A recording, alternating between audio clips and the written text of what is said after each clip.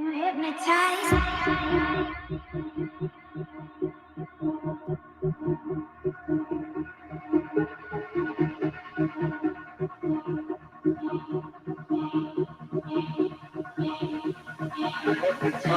You hypnotize me.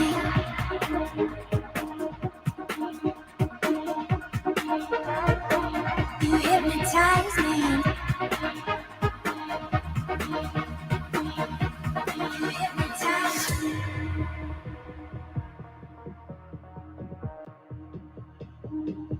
You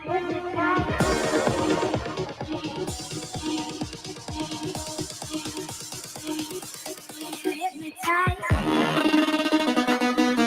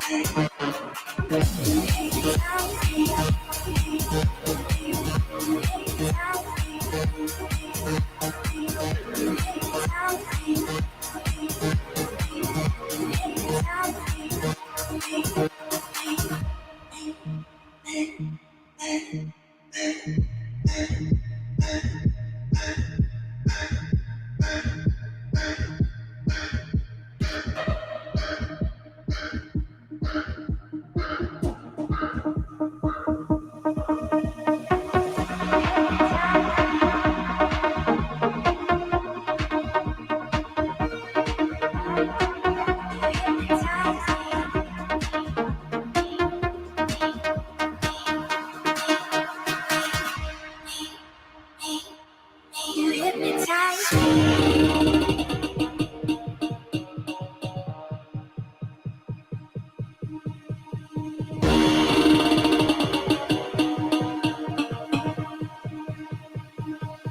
You hypnotize You hypnotize You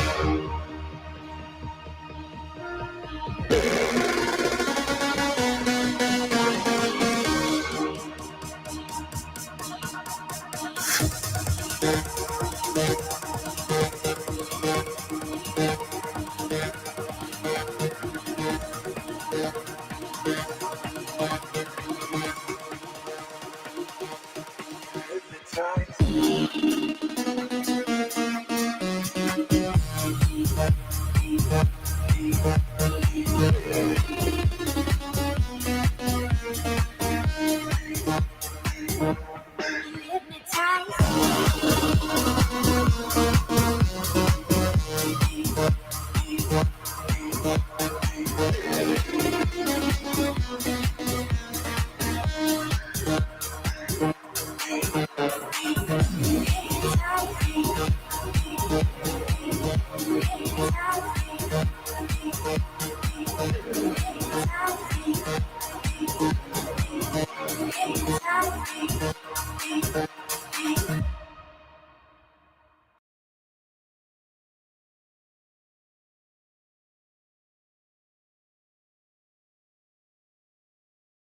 All right, guys, it's Original OC with you on the Original OC channel. What's up?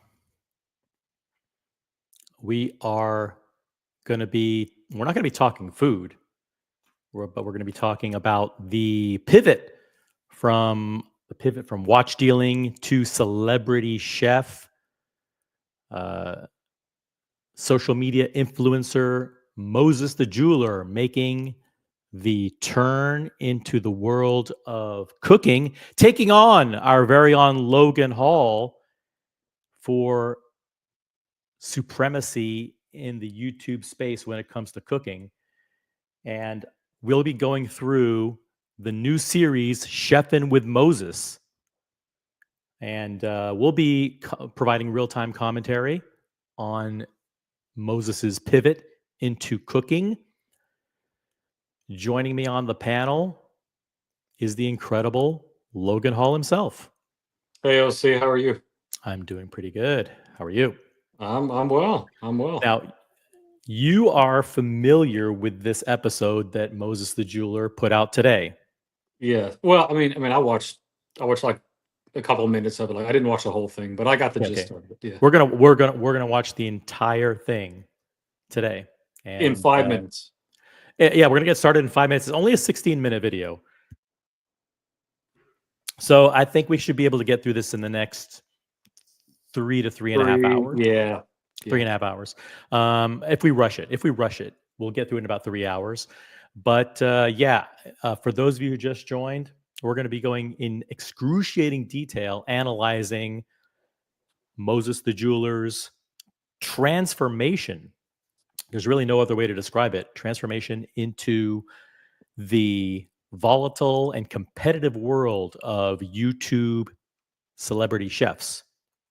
And I don't want to get your reaction immediately, Logan, because we might have some other people. If you are a foodie, if you know anything about food, or if you don't know anything about food and you know about YouTube, or you just want to jump on the panel and have some fun with us, the link is pinned at the top of the chat. I gotta say, this is going to be a fun night.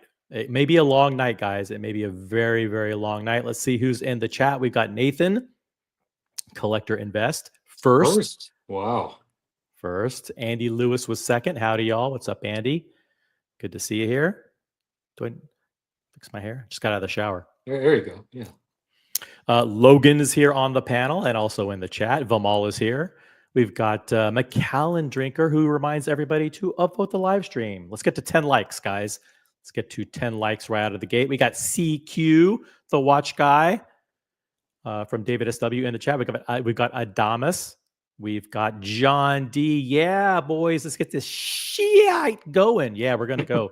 My apologies for the rough throat. I'm getting over a little bit of a cough or a cold or something that I had, but we're not going to let it slow us down.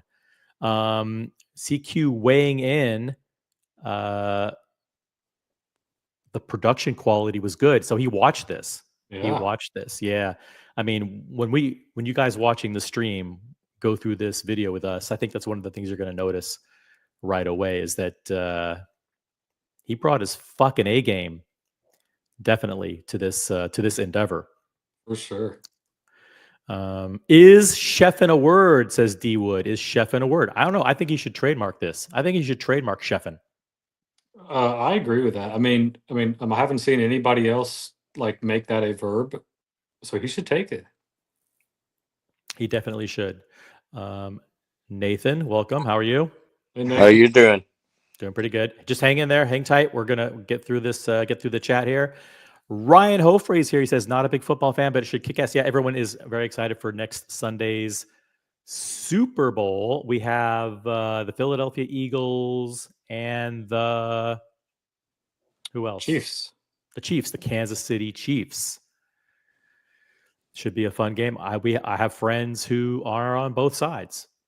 I typically vote or root for the team, and my philosophy is if this team loses, will they riot and loot? And the answer is almost always Philadelphia Eagles for some reason. Exactly. But then people always remind me the Eagles fans riot and loot whether they win or lose. So it doesn't matter. So you can root for whoever team you want. Root for Kansas City if you're pro. Is it Patrick Mahomes? That's the guy. Yeah. He's the quarterback for the Kansas City Chiefs. And who's the star on the Eagles? Is there one star that kind of everybody knows? Jalen Hurts. Jalen Hurts. Never heard of him. So he was the quarterback for Alabama maybe like 3 or 4 years ago. That's supposed to mean something. Absolutely. Like there's a college in Alabama that he was a quarterback for. Yeah, well, they're pretty big down there. So. Oh, okay. I guess football matters in. Alabama. All right. So, guys, if you want to join the panel, the link is pinned at the top of the chat. We're going to go through this video. Celebrity watch dealer and jewelry dealer Moses the Jeweler is his official. By the way, if anybody knows Moses, please send him a text message with a link to the show.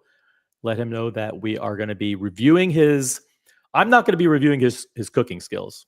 I'm not going to be. There are three things I will not be reviewing. Number one, I will not be reviewing his cooking skills. Logan can, because he's a bona fide celebrity chef. Marcelo, if he jumps on, can. Lucha Bedek, he plates up some good looking stuff. Anybody who cooks can critique his. I'm not going to do that. Number two is his ability to be a professional YouTuber. I'm not a professional YouTuber. Logan is no. I'm not. He's not. He's a semi-professional YouTuber. So none of us will be talking about his YouTube skills because we're not qualified. Nope. And the third thing is, what does this mean from a business perspective? Because I'm completely unqualified to talk about what this means for his business or if this is a good financial endeavor for him. So we'll be analyzing this as a casual observers. I mean, at least I will be, and Logan can talk about the cooking stuff and maybe the production value and camera angles and all that stuff, and maybe the technique. I want to get into the nitty gritty, Logan, of Okay. the technique and the order in which he's doing stuff and the ingredients. I want a thorough, comprehensive, fucking soup to nuts, top down, full review of what this guy's doing right and wrong. No fucking holes barred. Absolutely. Because I have a feeling that he is going to be pivoting to this. I think if he makes enough money, I think the thing is though that the watch dealing is so lucrative that you never give that up as your day job. I think he wants to do this full time. Yeah, I mean, so here's the thing, there's a whole world of YouTube chefs and YouTube cooking shows and everything, and it's a pretty tight market, just like it is with watches. So he does have some pretty tough sort of competition, Mhm. but he's already really stepped up his game with the sort of like the production value, sort of as we'll see here in a minute. Yeah. And I think you have to realize that you're not just dealing with someone starting from ground zero. Right. You're dealing with someone who has already a built-in audience, a guy who has 1.3 million followers on TikTok, a guy who has 1.4 million followers on Instagram, and over 600,000 legitimate followers, not paid bots, not paid subs, 600,000 legitimate subscribers on YouTube. So this is a guy who right out of the gate starts with a built-in fan base from which he can launch and expand. Ryan Hofre says, Moses is legit, but I'm scared to see his cooking skills. With respect, not a snob, but cooking is a serious fucking business. That's right. My home. Yeah, I mean, listen, Logan takes it seriously, very, very seriously. If you've ever seen him spend 40 to 50 minutes getting charcoal ready for a grill, Yep. or 75 to 90 minutes chopping herbs on a fucking cutting board, there's no one who takes this shit more seriously than Logan Hall. That's right. Check out Logan Hall's grill streams right here on YouTube. So yeah, we're going to go through this in excruciating detail. There's 25 people watching now. I'm expecting this to get to 50 people within the next 30 minutes. Guys, upvote the live stream. Upvote right now. Hold on a second. Let me just double check. How many upvotes do we have? 7? Is that true? Guys, that's awful. It's fucking embarrassing, guys. Come on, man. Maybe everybody, guys. Upvote. Yeah, the fucking live stream. Let's go. Everyone log into your troll accounts and also upvote on those. Yeah, do whatever it takes. Yeah, let's get to 15 likes right out of the gate, guys. Hey, we got Ali Reza in the chat. The collabs for cooking worked for Nico. Can't hurt to try. Did Nico do cooking collaborations? Yeah. Okay. So Nico kind of teamed up with this guy named Joshua Wiseman. He is personally one of my favorite YouTube chefs. I mean, he didn't really go to culinary school or anything, but he's worked in some really high end restaurants, and everything he makes is top tier stuff. So So yeah. So he's done. Yeah. So Nico has done a few. So he few sort dabbled of- in it, Yeah. Yes. but It's just been like not seriously. Nico was on like 2 or 3 times, I think. Got it. Was it his channel or the other guy's channel? Or the other guy. The other guy. Okay, so he was a Yeah. guest on the other guy's channel. I get it. So that's Yep. not him Yep. doing it. We got LEB in the chat. It says LEB says good for him. He's expanding his talent. We've got Pedro Bermudez in the chat. We've got lots of cool people in the chat. Guys, upvote the live stream. Okay, we're going to start going through this right now. So Moses the Jeweler, 1.4 million subscribers on Instagram, 1.3 million on TikTok, celebrity jeweler to the stars, watch dealer, he's known on TikTok for the watch flipping and all that stuff, is expanding into cooking. And this is Chefing with Moses. I think you should trademark that immediately. It's a good start. Now I'm showing this on 360p just for bandwidth reasons. When you see it on you play it back on your laptop, it's going to be in fucking 1080p, fucking full glitz and glory. So shiny. It's super shiny, crisp, and clean. So keep that in mind. Okay, let's get started here. We're in park bench premium mode. Yep. So that means if you want to stop it for any reason, just say pause. Yep. And anyone who wants to jump on the panel, now is your time. Anybody can jump on any time. If you're a chef, not a chef, whatever, and you can critique his style, his technique, the production value, this whole concept of getting into cooking. And here we go.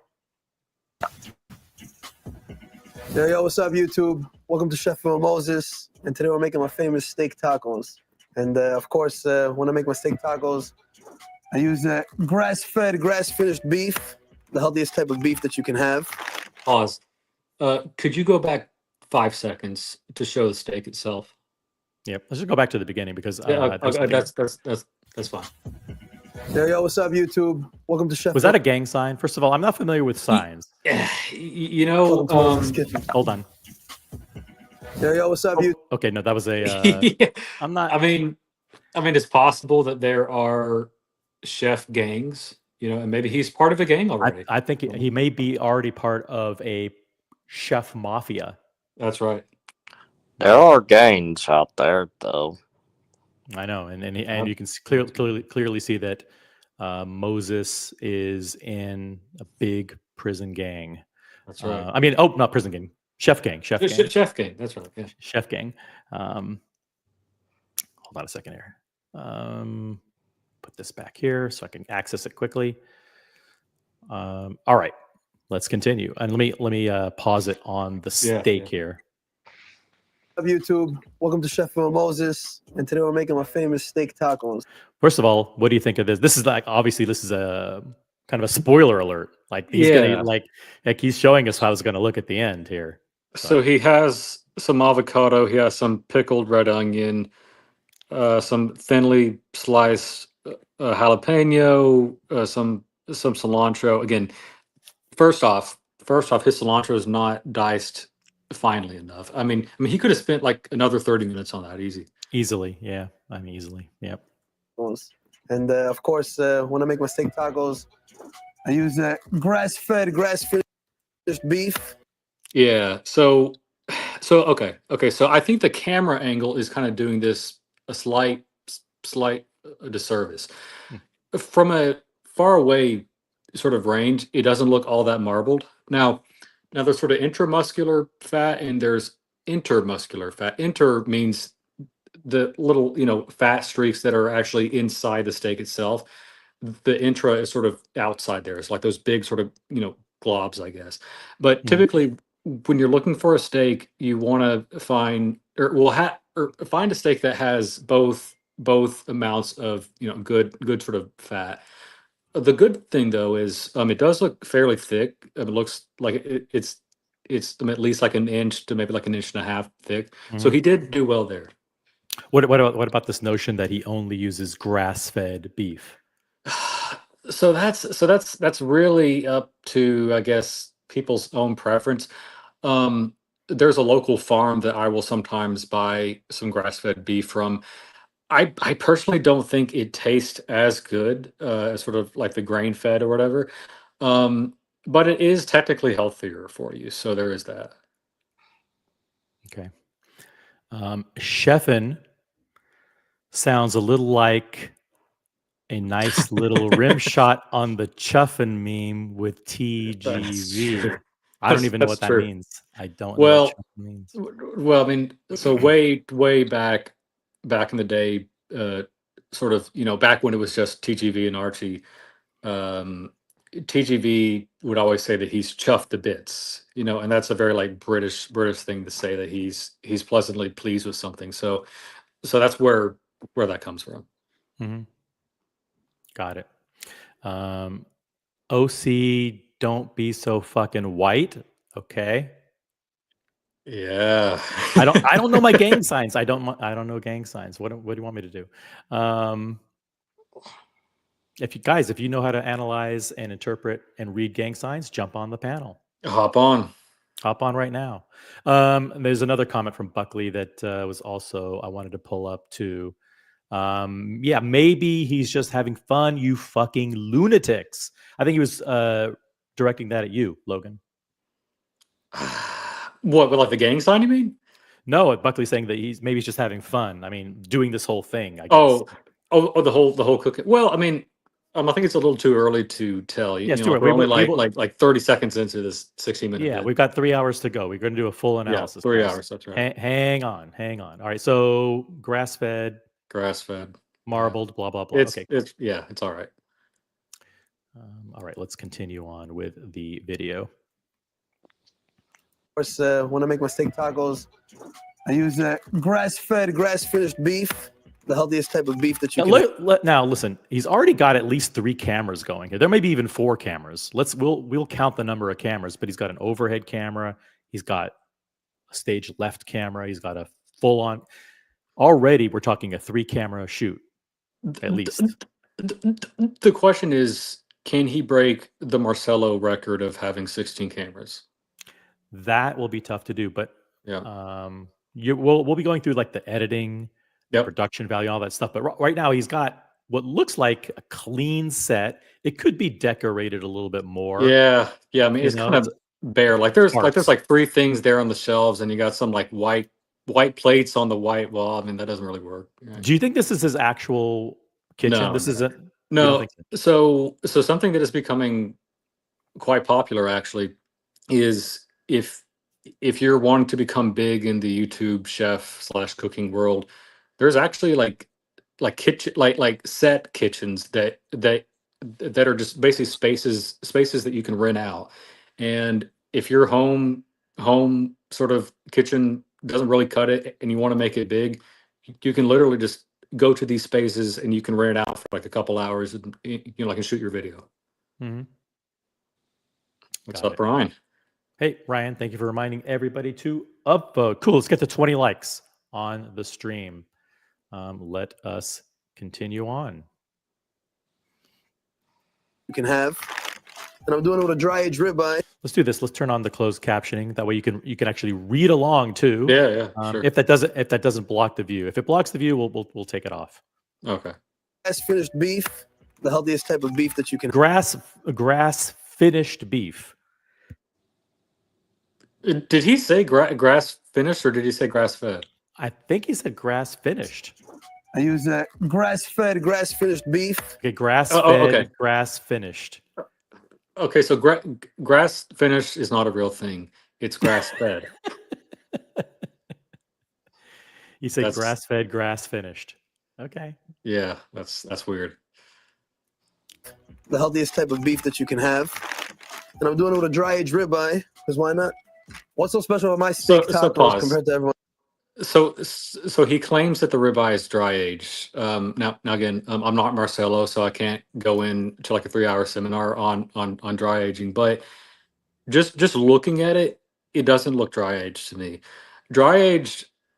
So typically, what happens? It's like a really quick sort of rundown.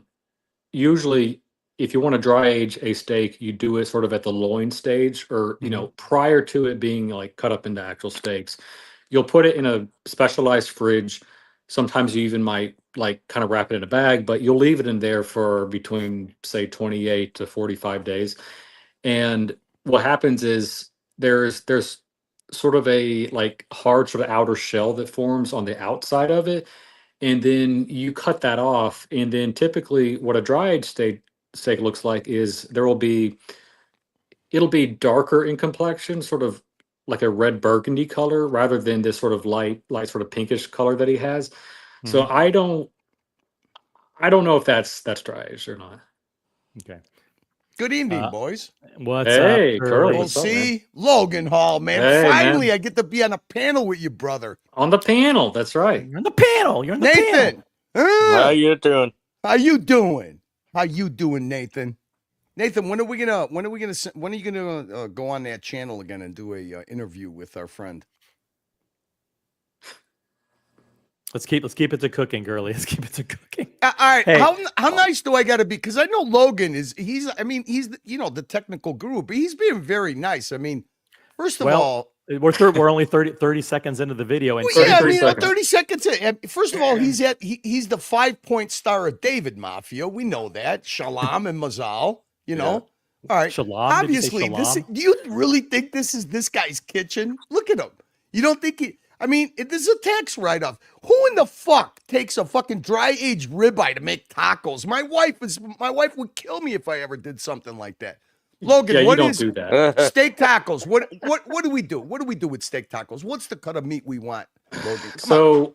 So you could I mean, like you can use ribeye, but typically like skirt steak or flank That's steak right, is better. arrachetta, man. Steak arrachetta. Yeah. Yeah. I mean, this guy is just, come on. Chefing with I know I only Mazal, watch, man. Ali I Reza only says, watch like You're two just being nice cook because you're shows. trying to catfish this guy out. Are you We're- trying to "No, catfish we're not." Moses on? Logan may Just or using may his not. name for a little clickbait traction. Come on. OC. Logan may or may not have. Oh, reached see, out to I'm him on learning text from you. message. I'm learning these techniques. Put somebody with 1 million subscriber in your thumbnail. 1.4. Absolutely. By the way, Ali Reza says Logan's gonna have a stroke, and we're only 30 seconds into the video. Yeah. This is Jesus. Wait Christ. till you see what kind of knife he uses. You can really Oh, Takes geez. unwraps. Unwraps. Yeah, let me go get a dry aged $75 ribeye for fucking tacos. That's like, come on. Look at this No, you guy. usually use like a cheap cut, like for this type of thing. Well, a good cut of, like you said, skirt steak, flank Yeah, steak. flank, yeah. My wife gets. It's basically. I don't know why they got to call it arrachetta, but they just take a nice skirt steak and they run it through the tenderizer really good. It's just you marinate it for a day. Come on, this guy with his gourmet fucking tacos. Mazal, motherfucker. We're trying to catfish him, not. There's not even okay. All right. Wait. Look, we got the man right here. I saw him chop cilantro. I know his prep work. We all did. Logan, what's the Yep. next thing you do? Okay, you got your meat. You pick your meat. Of course, you're gonna pick some either corn or flour tortillas. Yep. Depending on what people like, or maybe both. What's the next thing that you chop up and prepare that goes along with tacos? It's a must. Well, so here's the thing. I did see some pickled red onions in there, and that takes some time to pickle, right? So I would be cutting that up next, and then doing the pickling process. Put that in the fridge. No. I mean Logan Hall. Logan Hall tacos. Logan Hall's tacos wouldn't have some gourmet pickled fucking onions. Come on, man. Pico de gallo. Chop up the cilantro, the tomatoes. Yeah, sure, Jalapeno, sure. of course. We don't. Hey, listen. This guy's not above reproach. When we gotta hammer this guy. All This right, let's guy's an handle it. influencer. We don't want to. All of a sudden, we're gonna go to.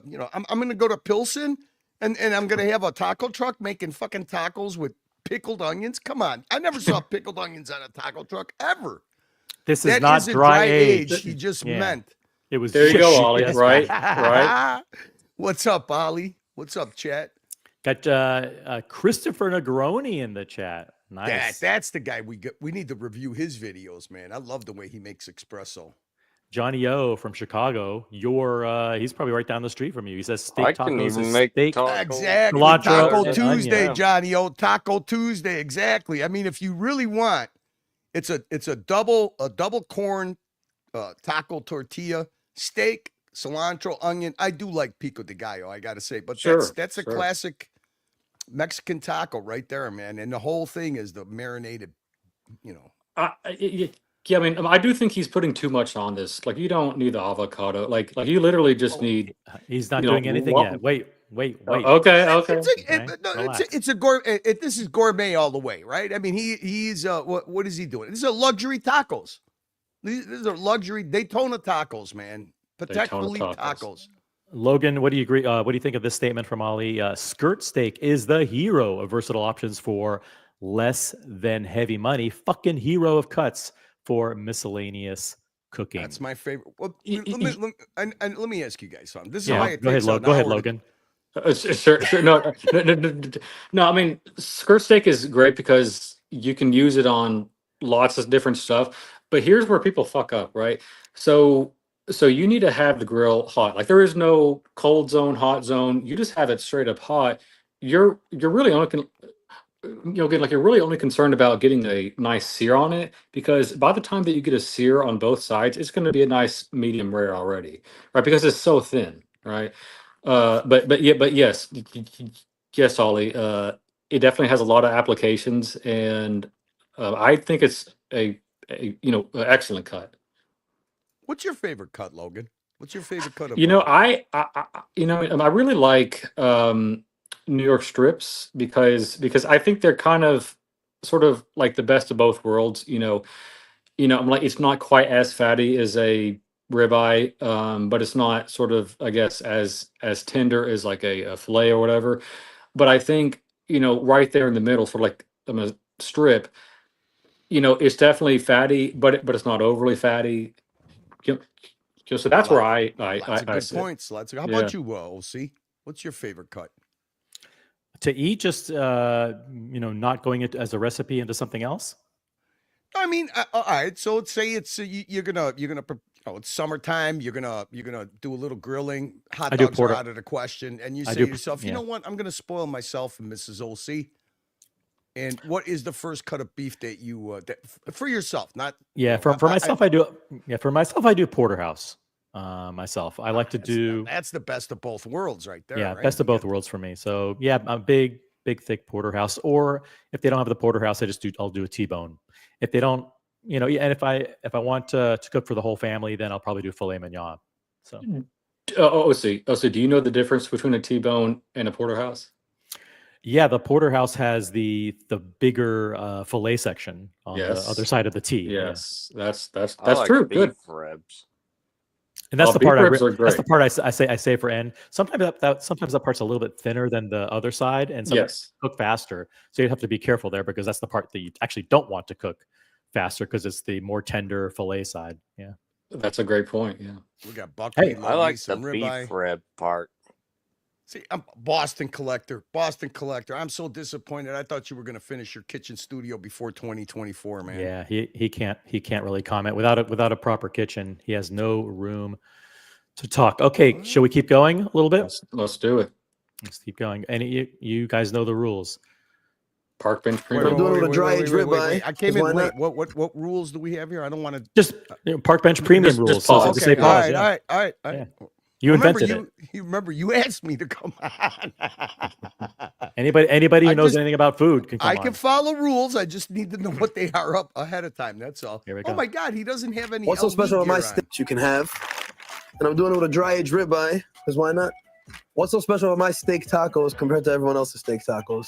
So first of all, of course, I like to use high-end ingredients, organic ingredients. I don't use no seed oils. I use grass-fed, grass-finished beef. And we make it sweet and spicy, of course. We got to keep it spicy for the fans, if you know what I'm saying. All right, we're going to start my steak taco right now. We're going to do a nice sweet and spicy pico de gallo. But of course, I use some habanero, some of the spiciest peppers in the world. But they have a nice fruitiness in them too. And some organic pineapple. And I'm going to show you guys the recipe right now. First, some gorgeous cherry tomatoes, some sweet cherry tomatoes. We're going to chop these up, put them inside. I like to put dill and cilantro in there too. You get a nice sweet Italian onion in there. Oh, thank you, Logan. you don't put dill in okay, dill is for fish, right? So to put dill in a Mexican, okay, this isn't even Mexican. This is like some weird concoction that he's making here. So This is his recipe, so Yeah. he's going to explain Dude, it. these but, are hipster tacos, man. Yeah, Dill yeah, and hipster steak. Come on, tacos, Logan. man. Logan, Yeah. Logan, fire off. Come on, you don't have to be so nice with Fuck this guy. this Come on. guy, man. He That's doesn't know right. what he's doing. Cherry tomatoes. Come on, man. No pico de gallo. Man. Sweet pineapple. What the fuck is he making? A fucking this is probably the guy that eats pineapple pizzas, man. Fucking I'm already getting aggravated with this fucking guy. Fucking jabroni. He is a jabroni, man. What a hipster? These are hipster tacos. Who is ever gonna want? I'm gonna make them exactly like Moses makes them. This guy's making a big mistake, and you know it, OC, because I mean, marketing wise, this guy's making a big mistake. This is gonna kick him in the ass. Watch and see. You think? He should stick to his lane. Yeah. Oh, should stick to his lane. I heard that before. Stay in your lane. I'm just saying. I mean, first of all, the charisma of him being around people like his crew, his customers, that's all gone. Now, put in.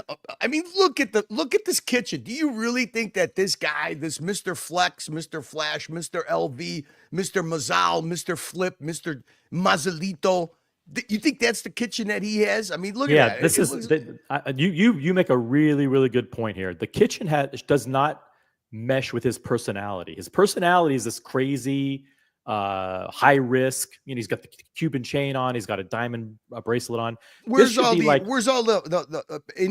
flash? Where's all the glitz? Where's all the modern day like little art pieces and stuff? Look at how generic that is. Or like pans or like a little nice sort of like knife rack or something. I mean, you're talking about culinary stuff, Logan. I'm talking about stuff that matches his personality as an irreverent TikToker. You know how he built his thing with the fast flips and the flipping the coins for the watches and the bust down. This looks like fucking Martha Stewart could be in this kitchen. You know, not fucking Moses the jeweler.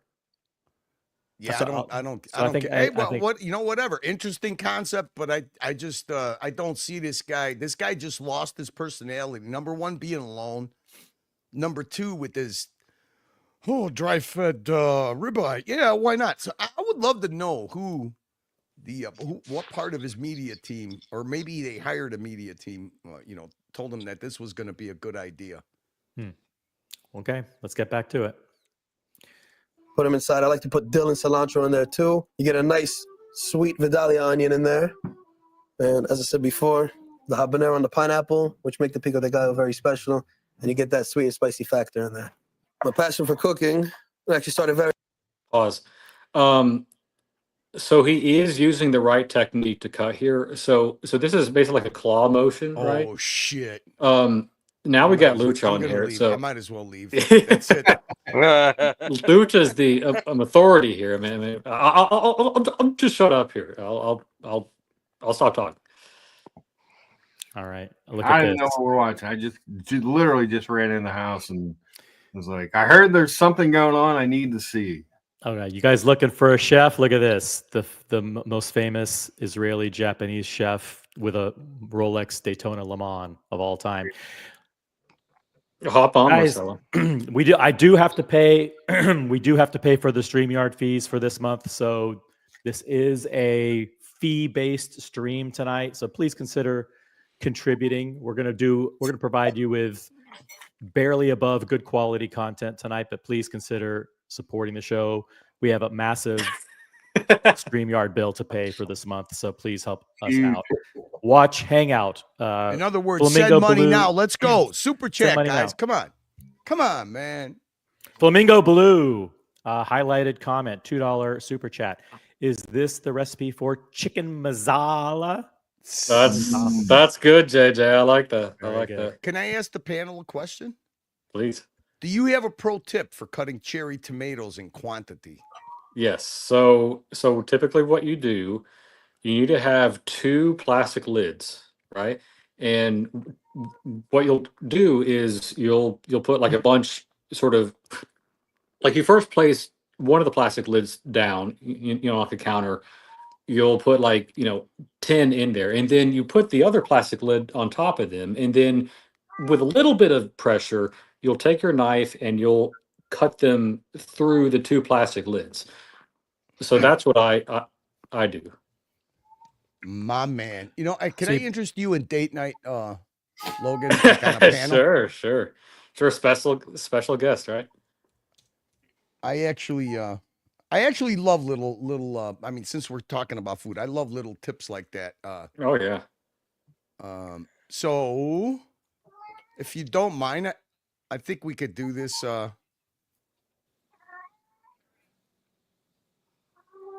By the way, Marcelo says you can also do that with your hands, just holding all the tomatoes down and just, But Marcelo also spelt meat wrong. So, just to add the visual to Logan's explanation here. Here it is right here, really quick.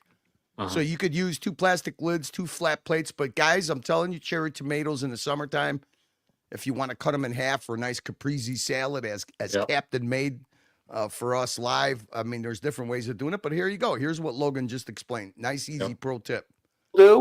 I've done it myself. How do you stab it? How do you jab it on your plate? You can't. Here's what you want to do. Take the tomatoes and you put them on the lid. This lid, the one they go on, is right side up. The other lid you put on upside down, just like that. And then you take your knife and you just cut right between them. There you go. Now, I knew Logan just would like know that. this, and look at Lucha, that. Your salad's ready. Look at Lucha Nice can and say easy. whatever he wants, but I am telling you that I don't place an order or go to the grocery store now without getting on the vine little cherry tomatoes now, Lucha. Well, Whether it's to eat or just the presentation part. they're not only tasty, they make your meal look beautiful. Yes. Healthy. Yeah. I know there's only a couple of YouTube channels that I watch that does cooking, like Tasting History, and also the 18th Century Cooking with Town Jasmine. Never heard of it. Never heard of James, it. Pedro Bermudez, orange super chat, $20, guys. Support the content, guys like me. Please support the content. Pedro, a orange super chat. Thank you very, very much. Thank you, And we've Pedro. got Golden Pedro. Baba, $10 super chat. Link for Marcelo. The link is in the chat. Thank you, Golden Baba, for the support. What's up, Baba? Here to My get voice my is food going. and stream fix, man. Food. Yeah, and my voice is going a little bit, so maybe one of you guys can read the super chats going forward. Let's go back to the action. Oh, by the way, Lucha, just can I ask you something? Did you get tested? No, I didn't get tested. It was just a cold. I'm pretty sure. No headaches or fevers or anything weird. Explosive diarrhea? No. Okay. Nope. Lots and lots of that. That's good. By the way, Lucha, thanks for for you who just kind of jumped in.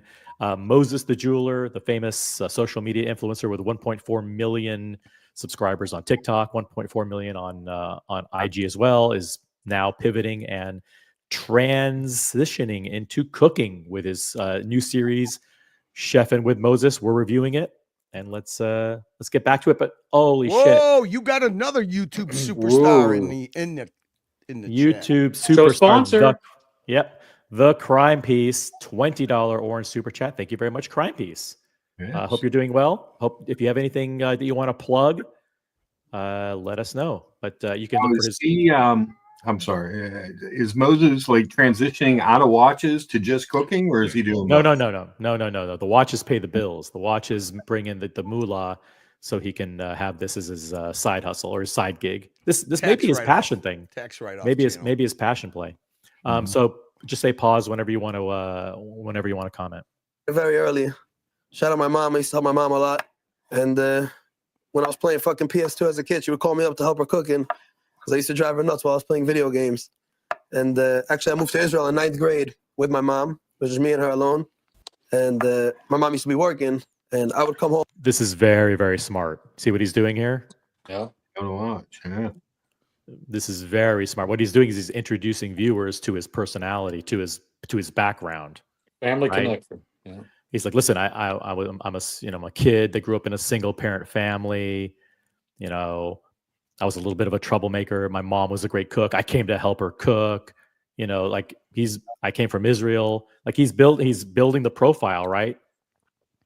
Humanizing himself, man, that's tough. Very good. Yeah, he's humanizing himself, and he's doing it very early on in the video. So if you're new to this, like you didn't know he was a dealer, you didn't know anything about watches or jewelry, you stumble upon this as a foodie. All of a sudden, wait a minute, this guy's kind of interesting. What is he? He's a self-made guy. What does he do? Where did he come from? And you're learning about him. Very, very smart strategy. Well, it doesn't fucking hurt to have a family that's been in the jewelry business for 100 years, and his old man is a multi-millionaire and funded him too. So let's not leave that out, because it's not like a rags to riches story either. I mean, his father is in his videos all the time. Mm-hmm. That's like their main guy. But sure, let's sip. This is the new age food channel, man. Mazali, baby, Mazalito. He's making Mazalito tacos. Guys, we have over 50 people watching. We're going to win the Nielsen ratings time slot tonight, but we need those upvotes. So upvote the live stream. Let's get to 35 likes. Let's get to 35 likes. OC, how am I going to compete with you? You know that Omega gave us the latest stats on who's mentioned more on all the other channels. I mean, you blew me out of the water, dude. I know. 300% difference. You're destroying it. You're it's destroying not your a good franchise thing. club. Not necessarily a good thing to be mentioned all that much. All right, let's get back to the action here. Let's go back a little bit and cover his background. We're doing it with a dry aged ribeye, because why not? Just like to use. And we make a steak taco right now. We're gonna do a nice sweet and spicy pico de gallo. And some organic tomatoes, some sweet cherry tomatoes. We're gonna chop these up, put them inside. I like to put dill and cilantro in there too. You get a nice sweet Vidalia onion in there. And as I said before, the habanero and the pineapple, which make the pico de gallo very special. And you get that sweet and spicy factor in there. My passion for cooking actually started very early. Shout out my mom. I used to help my mom a lot. And when I was playing fucking PS2 as a kid, she would call me up to help her cooking, because I used to drive her nuts while I was playing video games. And actually, I moved to Israel in 9th grade with my mom. It was just me and her alone. And my mom used to be working, and I would come home after school every single day, and I'd be cooking every single day. That's what my Now, most people, Logan, don't know how to hold a chef's knife properly. He is holding it properly. So correct? here, let me go get my knife, and then I'll show you how to properly hold it. Hold on. Sure.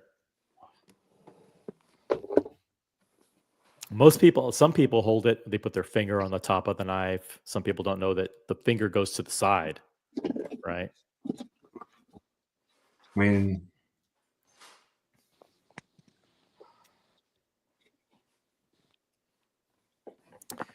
all right. All right, so Lucha, what are you doing? Are you doing over and under parlay cards or what? You get that Let me see if I can get a shot with him. With holding Okay. Okay. All right. Perfect. So perfect. yeah, so I mean, yes, I mean he is holding it right. So okay, like so. Here's what you do: you actually use sort of like your pointer finger and sort of like your thumb to hold it. Actually, sort of hold the blade a little bit, because you have to think of the knife as an extension of your hand or your arm, right? You don't hold it like this, but you hold it like this. You know, again, like the pointer finger and your thumb on the blade itself. Right.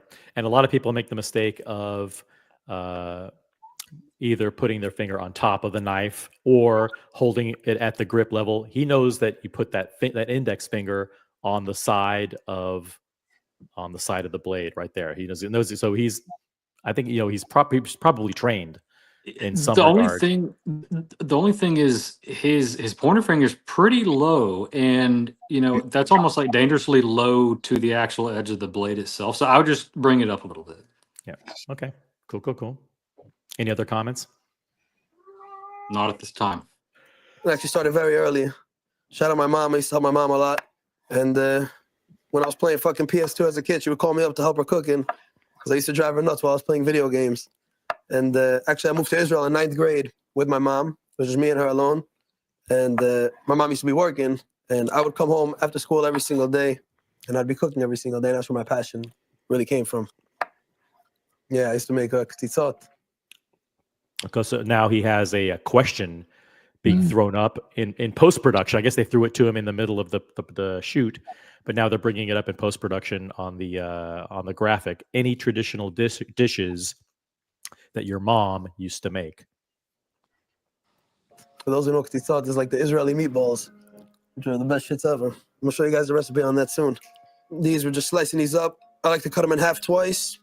One's down the center, and one's in the middle. And that makes perfect bite-sized pieces for your pico. And again, What is this brand, Chavaria? Are you familiar with this brand? Also, if you guys are anybody who watches the stream who's into fashion, if you can comment on what's going on with his wardrobe here. It looks like this shirt is way too big for him. I mean, look at the sleeves are like past his elbows. Yeah, and like his hat is like almost too small for his head. It looks like somebody used a chef knife up across his shoulders. Are those Exactly. slits in the shirt? Yeah, weird. You gotta love the 22-inch diamond studded. It's beautiful. Necklace. It's beautiful. Oh, yeah. Yep. It's exactly. And again, my how I favorite love is to use cut cherry organic cherry tomatoes. You get the sweetness and the beautiful, nice red, vibrant. It makes the salad look, makes the pico de gallo look really thick and sexy. We got our cherry tomatoes into the bowl. Oh, Hey, if you're in Mercer County and you're Also, struggling, what the fuck did you do? no YouTube Premium. No, okay. Because Next that's thing, two of you. I know it's not You traditional and to put in a Curly pico de don't gallo have some YouTube dill. Premium. I know. We're not I full need- time. Well, we're not full time YouTubers, man. You got to give I us see. a pass, Logan. It's All hard. It's right, hard. all right. And it's But not these- even our birthday today. But it brings up a good point that these videos are monetized and he has advertising enabled to run throughout the video. But I How had some many dill in subs there. does Dill's he have actually on my this favorite herb. channel, OC? Is this a separate channel? No, his main. This is his main channel. His Moses the so Jeweler this channel. is just a little vignette he's doing now on his main Yep. channel. Okay, I got you. Over 600,000 subscribers on YouTube. He had a funny And it, origin gives it a story different too. touch. Him and his boys, how they grew up in New Jersey, too. So this must be part of it now. They went to a place where he used to work as a sandwich maker. He used to make sandwiches. Oh yeah. Interesting. Yeah. Well, I mean, hey, look, I guess, like I said, he doesn't have chemistry without his guys, without his customers. It's kind of, I don't know. It's kind of like a caged, it's like a bull that can't buck. Boston Collector says he's using the French grip. Guys, my apologies if I'm not paying attention to the chat. I've got multiple windows going. So I'm paying attention to the YouTube video mostly. But if you have a comment that you really, if anybody on the panel has wants to bring up a comment, just let me know. Okay. Thank you. Let me ask Logan. Let me ask you, Lucha, everybody on the panel. If you were to make pico de gallo, would you be using these cherry tomatoes cut in half? No. I mean, exactly. No, I would no. So I would use some Roma tomatoes because Perfect. Yeah, That's what I use, yep. aroma. yeah. He also said he was putting dill in it. Yeah. That's the most fucked up part, isn't it? Right? Yeah. That was a little confusing. Dill and pineapple. Yeah. Hey, you got any dill and pineapple pico de gallo, please?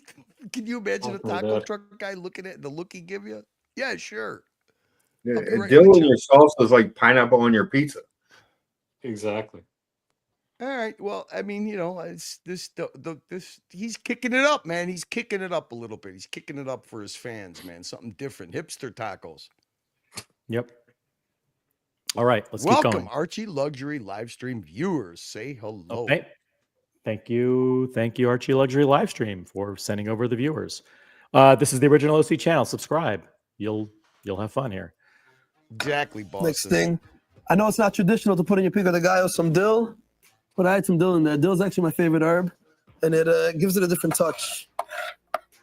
Different for I sure. gotta show off some of Sorry. Different for sure. No. Okay. my knife skills to you guys, no?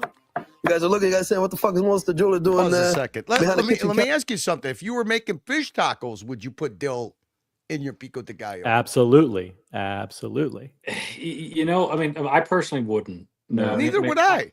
I would. No. Yeah. Well, the dill's going to be in there one way or the other, right? It's going to be in either in that tartar sauce, or you could just Tartar sauce on your fish taco. Tartar sauce. I don't know about that. I'll see. whatever that Hey. white cream sauce. Hey, listen, Yeah. the only thing I could tell you guys, the only time I ever saw OC Gonzo stream his grilling, his grilling skills. Yeah. I was expecting something big. He had a nice grill, nice patio, summertime. He had the Oliver Peeps on. He had a nice tan going. He opens up the grill. Next thing I know, he's opening up a fucking 4-pack of Oscar Mayer hot. Yeah, I remember that. I haven't done it. Like, OC, why are you doing this? I always when I finish a steak, I always send pictures in the group, and Logan goes, "Yeah, I guess you could do better next time." And that Exactly. it never gets better. Never gets better. It's always subpar. Also, cherry tomatoes are way too juicy. Do you guys agree? True. Yeah. Yes. Yeah, that's fair. I hate a watery Pico. Yep. And it gives it a different touch. I gotta show off some of my knife skills to you guys, no? You guys are looking, you guys saying, what the fuck is Monster Jeweler doing behind the kitchen counter? And you guys didn't know this was my dream when I was younger, was actually to be a chef. If I wasn't gonna be a Oh, this is interesting insight too. This is my dream to be a chef. Interesting. behind the kitchen counter, and you guys didn't know this was my dream when I was younger, was actually to be a chef. If I wasn't gonna be a jeweler, I would have been a chef. And it feels kind of good right now to be in front of a camera to show you guys my my creativity in the kitchen. I always say the kitchen for me is like the most therapeutic place because it allows me to be me. I get to create, and I love to say there's no rules in the kitchen. It's of course it's important to stay clean, but other than that, there's no rules. You can put whatever the hell you want. You can break rules over here, and if it's delicious, that's all that freaking matters. Here we go. I like cilantro, baby. Mm-hmm. Here comes the cilantro. Yeah, I love the camera work here. I mean, it's good. The camera work is really good. Watch this shot specifically, how the cameraman starts off with this wide shot and then zeroes in on the cilantro. Watch you this. can break rules over here, and if it's delicious, that's all that. Just starts up at the top, just goes right down. Really good shit here. There's no rules. You can put whatever the hell you want. Also, pause. Break So yes, I mean he is doing the right thing in terms of herbs. So he's kind of like bundling it up, and he's basically making it so that the herbs are much closer to each other, and that way there's less area that your knife has to travel. Like it's all kind of in like that one spot. Guys, if you're in the chat contributing, you're probably not going to get. We probably won't be able to bring up your comments just because there's a lot going on, a lot of people on the panel. If you want to comment, just jump on the panel. Here's what I'll do. I'll drop the link to the panel. I'll pin it here. Hold on. Join the panel. Boom. Let's pin that. Yeah, if you guys have criticisms, comments, critiques, advice, just jump on the panel. Don't waste any time. All right, let's keep going. First, it's important to stay clean, but other than that, there's no rules. You can put whatever the hell you want. You can break rules over here, and if it's delicious, that's all that freaking matters. I like. Another question: are there chefs that inspire you? Matty Matheson. I don't know if you guys know him. Matty Matheson. He's an interesting guy. I mean, he was actually on the hit show The Bear, I think. So. Okay. He's a chef? Yeah, I mean, well, okay. Well, I mean, I don't know what like his full background is, but he has done the whole sort of YouTube, TikTok chef thing. Okay. Matheson is the fucking man. He's the freaking man. Action Bronson, you're a legend too. I don't know him. Yeah. Mm-hmm. That steak sandwich that he made, that's one of my fucking favorite YouTube videos. Shout out Bobby Flay. That's a friend of mine. We follow each other. We spoke a couple times. That explains the pineapple and fucking dill. Yeah, exactly. Yeah. Action Bronson's good. Not so much as a chef, but his appreciation for neighborhood places and specialty grocery stores, specialty bakeries. I like that, and he brings a big crowd to the table. But I mean, Boston's got a good point. I mean, dill goes with lemon. I mean, dill goes with Yeah, with fish and stuff. I could never. How do you But mix red meat with dill? but but in tacos though, you're typically going to use lime, not lemon. Exactly. Let me ask you something, Logan. When you chop up, when you add cilantro to anything, do you try to not use the stems? I will use stems if I'm making a sauce or like a salsa or whatever. But I typically don't use the stems when it's just for garnish. So I like to cut the long end of the stems off. I'll chop through the stems on the leaves, but I'll chop off the end. Yeah, that's fine. That's fine. Yeah, but the stalks below. There's a lot of flavor in the stems. Yeah, there is. It's good to use on soups and stuff, but yeah, not pico de gallo. I mean, right. chefs that inspire you. Lucha, on the panel, man. They're right Lucha, on the panel. Can you read this comment? Bobby Flay has maybe one of the best restaurants in Vegas. I went to 2 different Michelin star restaurants there, dropped $1,000 at each, and Bobby Flay's restaurant demolished both of them. I went. I have to agree. I went. It's not there. I think he changed it. It used to be called Mesa Grill in Caesars, and it was an amazing meal. It was a great meal. Thank you, Kyle D, for the comment. Let's continue. You can also show shout out Bobby Flay. That's a friend of mine. We follow each other. We spoke a couple of times. Hopefully, I get you on the show one time, Bobby. I beat you. Beat Bobby Flay. But he's the fucking man. Gordon Ramsay's a freaking legend. So what I put right now, I put cherry tomatoes. I got organic dill, organic cilantro. Very important. Vidalia onion.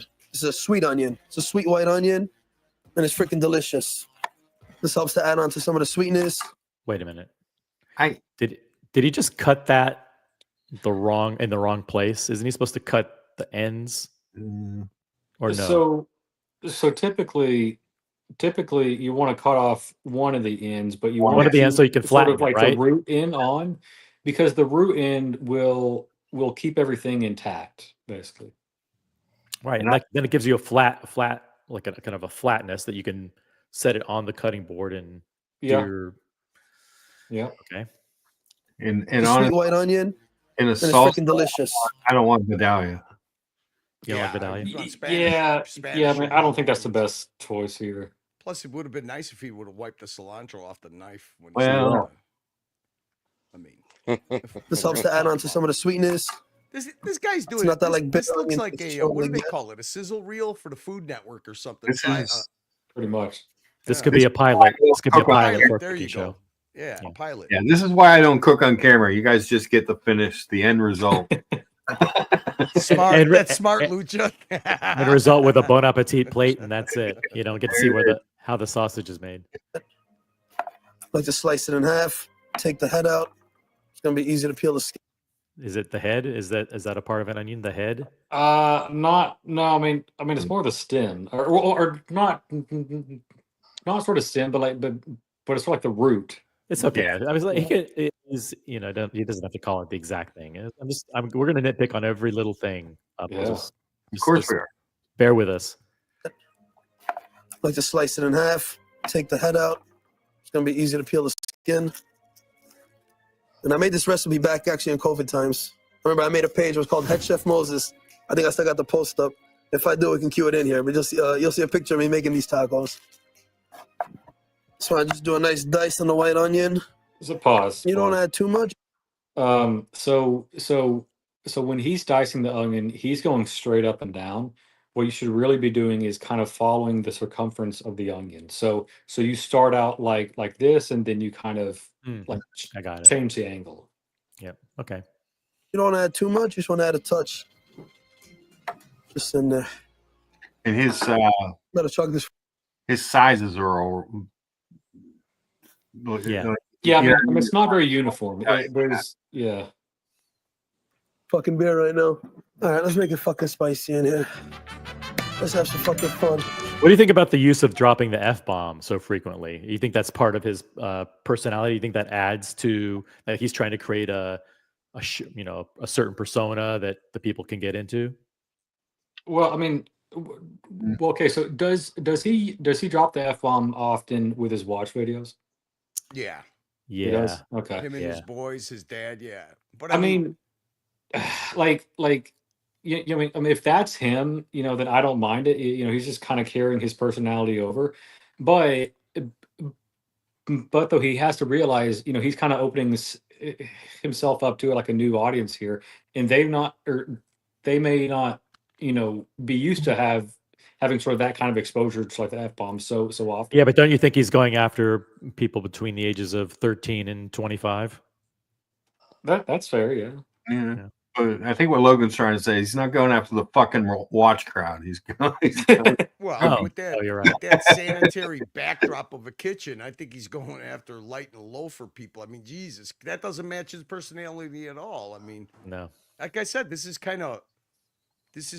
doesn't match him. I mean, he should have had he should have some urban collectibles in the back, some graffiti, something. Yeah, like make that. it look like kind of a Guy Fieri kind of vibe. Maybe a little bit of neon going on or something. Make it look like a garage. Well, like also there. I mean, he's got like some giant sort of anal beads back there, sort of like in yellow, like it's bulbous, but like what the fuck is that? Yeah. Wait a minute. Can we zoom in on the? Let's zoom in on the giant. Logan pointed out the giant anal beads. Let's zoom in on it. That's what I'm talking about. We will not be zooming in. Kyle D, thank you for the flamingo blue highlighted comment. Tariff fund for Uncle Donald. Thank you very much. Let's keep going, guys. Right now. All right, let's make it fucking spicy in here. Let's have some fucking fun. It's taco night, so why not? Cheers, players. What was that? Hello. That's the swirl, man. That's what he does. That's what he does. Oh, he does that? Yeah, Really? that's what he used to do at his small booth. Now he's got his own shop, dedicated shop. But yeah, see, So I think the mistake he made here is, first of all, he should have his crew around him, to spice it up a little bit, because he's doing the stuff he does on his TikTok videos and his. But where else do you have a celebrity chef where you have a sidekick or two or three sidekicks? I don't think it's really hard to make that format work because there's one chef.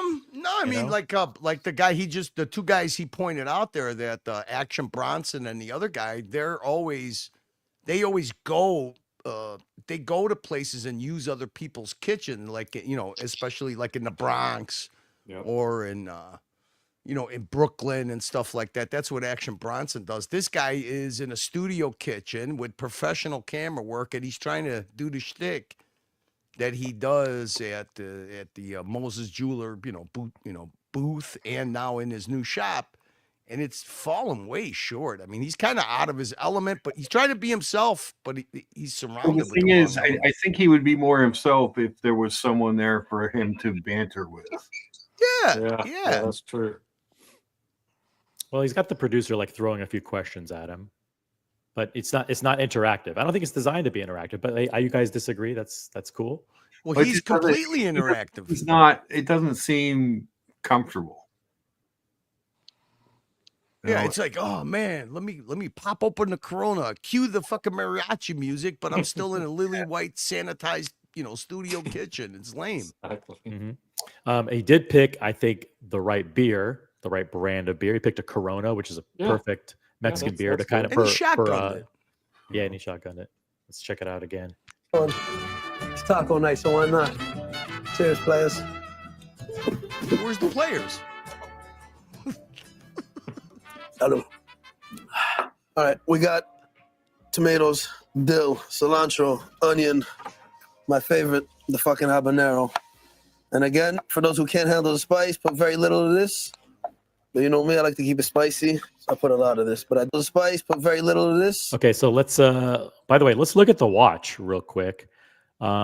This is, I think, and you guys can correct me if I'm wrong, this is what they call a Saru GMT Master 2. So this is it looks like a gold GMT Master 2 with rubies and sapphires. Am I correct? One of the watch people in the chat, just let me know if that's correct. But this is like $100,000 watch, like an $80 to $100,000 watch. It's a Rolex with sapphires, blue sapphires and red rubies on the bezel. It's like a Pepsi. It's like a fancy Pepsi, basically. I'm just reading the critiques from the chat. So you got Boston Collector says no lime in a Corona. Diego, holy fuck, this is taking forever.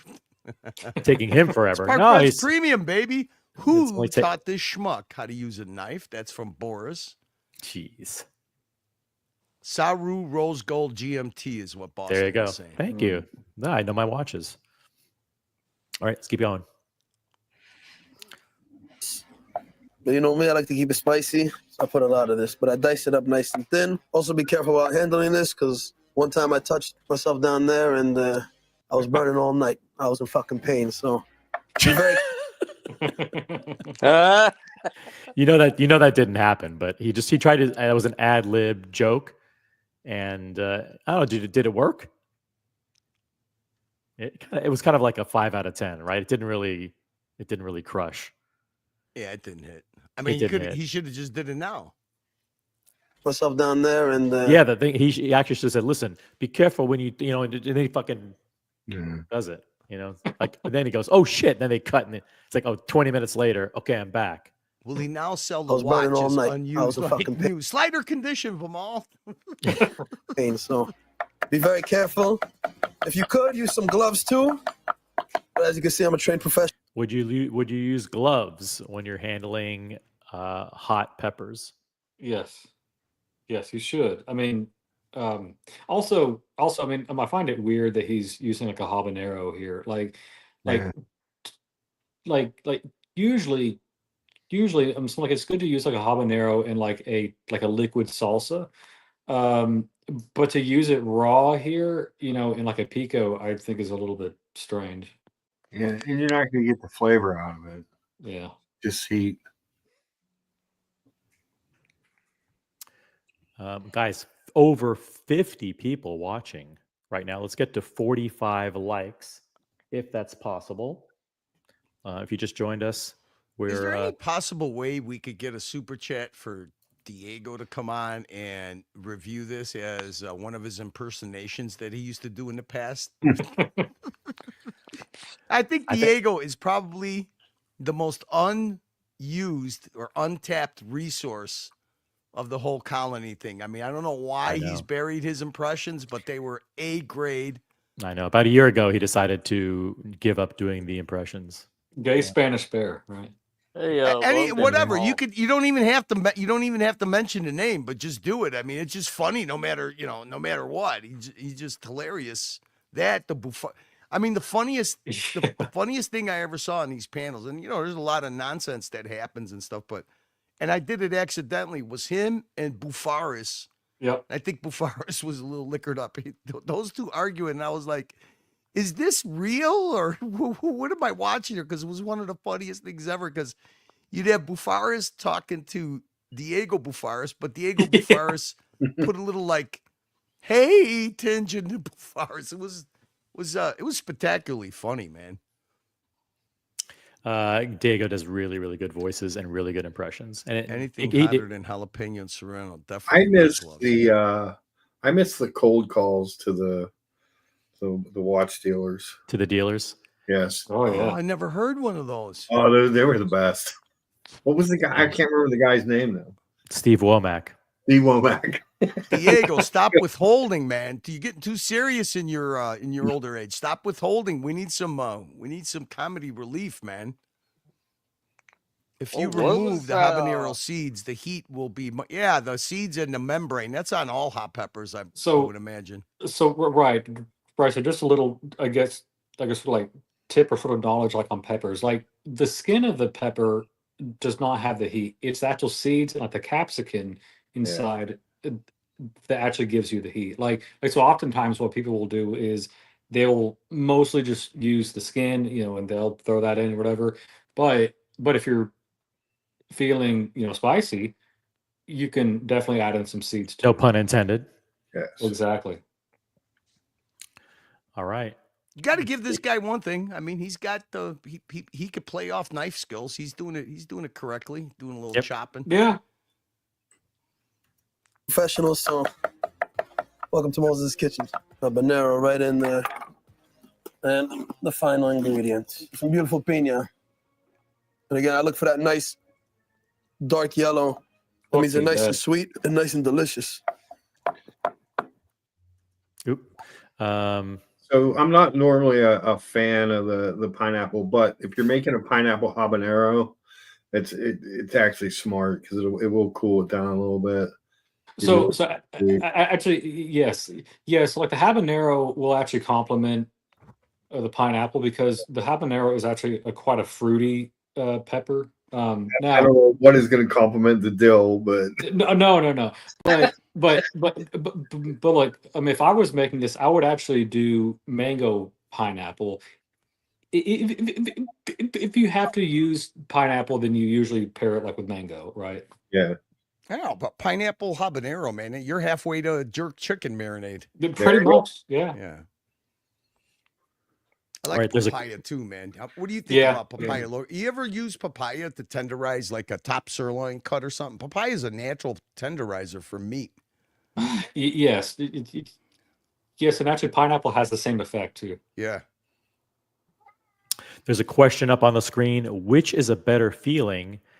Selling a custom piece and piece is misspelled, custom piece of jewelry, or cooking some, let me just see what this says here, hidden behind the take the caption off.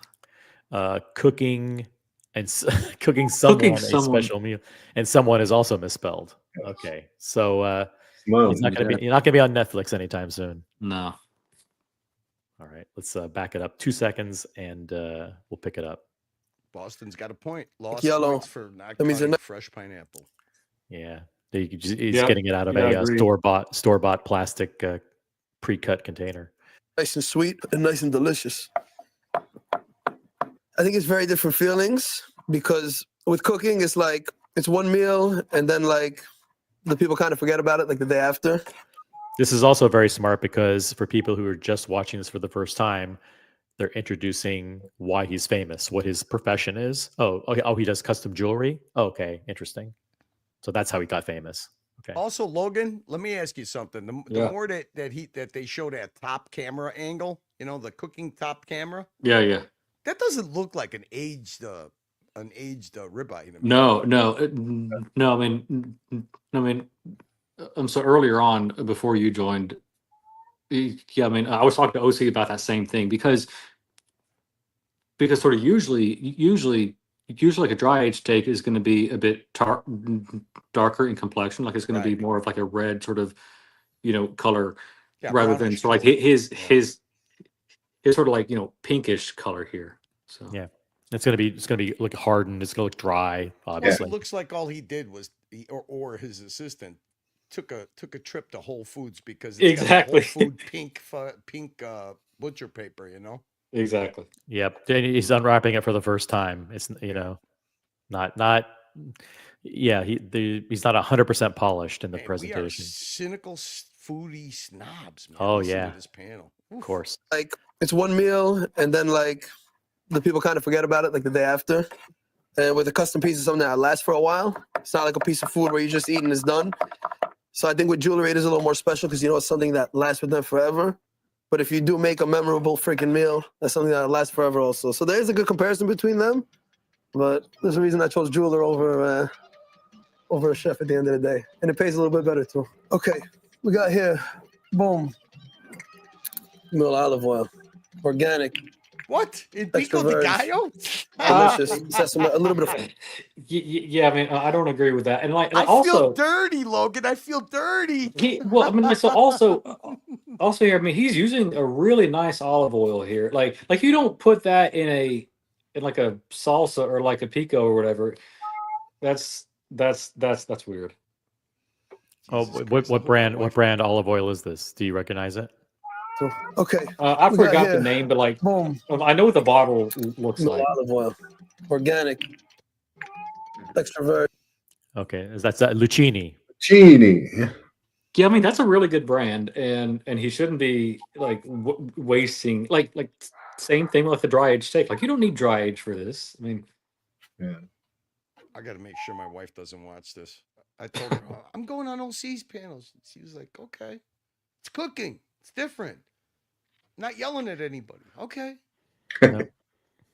Jeez, but this he cuts. He's got his pinky out like he's drinking a cup of tea. That's right. He cuts pineapple like he cuts. Oh, come on, Boston. oh, my God. Moses, if you're watching this, man. Yeah. I mean, so Boston has seen some previous him and his crew like in Miami videos. Yeah. Yeah, Funny. for sure. These It's boys just- party. This is jokes. By the way, the views and opinions expressed by the chat and other panelists do not represent the views of Original OC. Thank you very much. OC Yep. Disclaimer. Verge, delicious. It has a little bit of fruitiness in there too. Just a touch. I'm gonna take some lime. A little bit of lime zest. Like, I know olive oil in your pico de gallo isn't so traditional, Nice touch.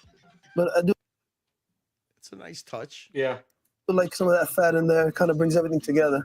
Boom, lime, salt, black pep. There's your sweet and spicy pico de gallo. You put this on any taco or anything, it's the most delicious shit you'll ever have in your freaking life. I can't wait for you guys to taste this fucking taco right now. It's gonna be fucking insane. Fucking Next. Who's he talking to? The He's talking to the audience. The audience. I I can't will wait for never you guys make to fucking this. taste this. Yeah, I you will know. never make this. Not in a million years. Pull Boston's last comment. With black pepper and pico is a sin. And Yeah, and that was a little weird. I mean, Gilligan's sort of salt is fine, but you don't put pepper in pico. Boy, you guys are tough. Brutal. Absolutely No, I tough. mean, Yeah. listen, the guy, what he should have been doing is he should have been making something else besides, these tacos. I mean, we'll put olive oil and pico de gallo. Jesus. This is number one. This is episode number one in Chefing with Moses. Pilot series number 1, man. Maybe the Food Channel will pick him up and they'll teach this guy a thing or two. You put this on any taco or anything, it's the most delicious shit you'll ever have in your freaking life. I can't wait for you guys to taste this fucking taco right now. It's gonna be fucking insane. Next, I'm gonna do right now a green sauce, which I'm actually gonna do. I started up. I want to char up this jalapeno. It's the biggest jalapeno I've ever seen in my life. But I'm gonna char this up right now. I'm gonna leave this over the fire. I'm gonna grab some cilantro. All of a sudden, he's My got his famous Spanish accent. pesto mora. I bought this. When he says this is the biggest habanero I've ever seen in my life, that means that he didn't see it before then, which means that someone picked it for him. And so it's like, sorry, I mean, like also like this isn't much of a green sort of salsa here. When you do a green sauce, like you need to have some tomatillos, right? yeah, Yeah, I think he does have some on the table. And, Does he? Yeah, and I think, and that's not a pesto. If you're doing Spanish stuff, it's called a pilon, motherfucker, pilon. Yep. And that's too small to make a salsa in. But let's go. And it's supposed to be granite. Now it's supposed to be volcanic rock, not granite. But whatever. Cilantro. My famous pesto mora. I bought this in Jerusalem maybe like 7 years back. My famous baby it's over for here. cracking seeds and stuff. You know, it's good not for sometimes when you making mash it wet up, stuff. you put some That's salt in smart. there. It helps to break it down. While I do this, I'm gonna actually preheat.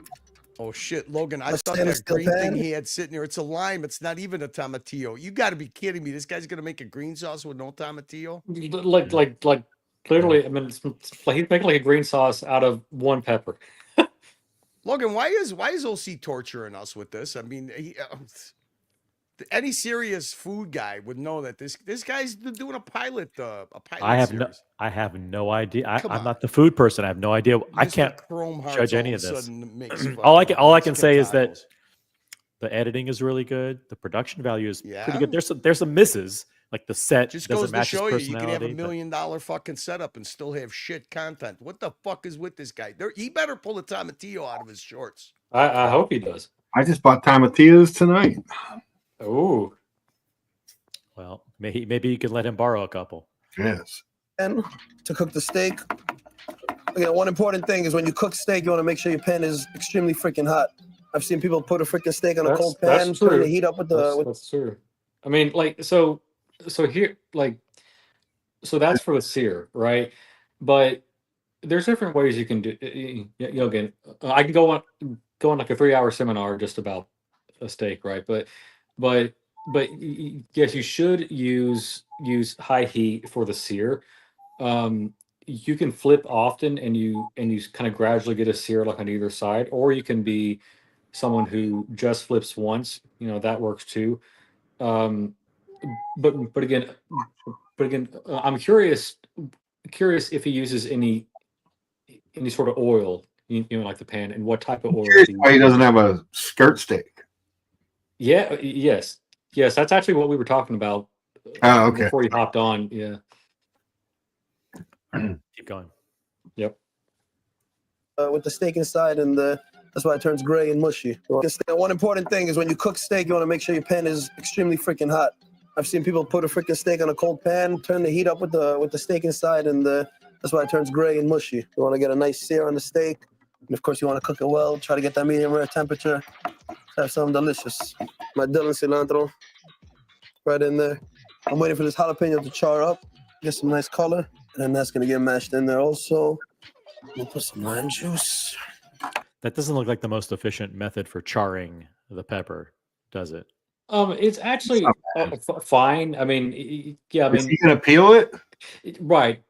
So typically, what you would do is you would get like a brown paper bag, and you would kind of like sort of wrap it up, like, and put sort of all your seared peppers in there, and that will naturally allow the skin to, like, give them to sort of get off sort of like the actual like the flesh of the pepper. I normally pull it when I pull them off. I stick them in a bowl and put some like saran wrap over the top. Yeah, that works too. Yeah. Just Man, you guys are dropping pro tips. Paper bag. Yep. Oh, Paper bag, man, yeah. oh man. That Pro skin tips peels here, right boys. off. Pro tips.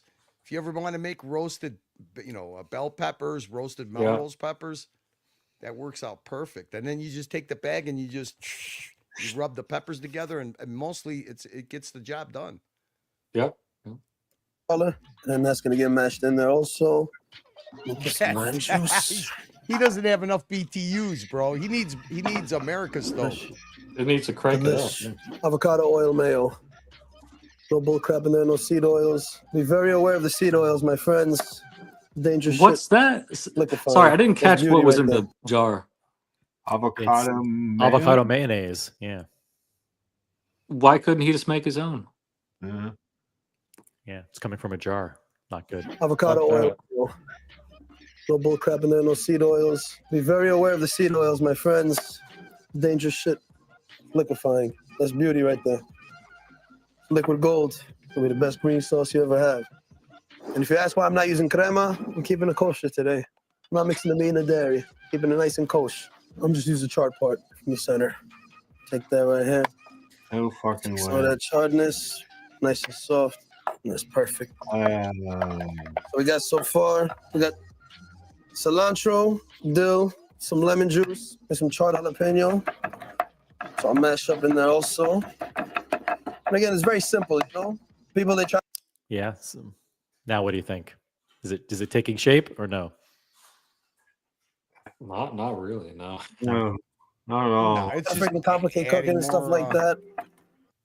And the only thing that's charred on that pepper is that film, the skin. Right. It's not even cooked. Yeah. She didn't even really do anything to the pepper. I mean, it's still very much raw. Like, there's no added flavor here. Nothing. Right. It's just All going that through the charredness, nice and soft. And that's perfect. And So we got so far, we got use food processor. cilantro. You have a comment? I just said use your Diego's right. Use your blender or food processor instead of trying to mortar and. He's just trying to act cool.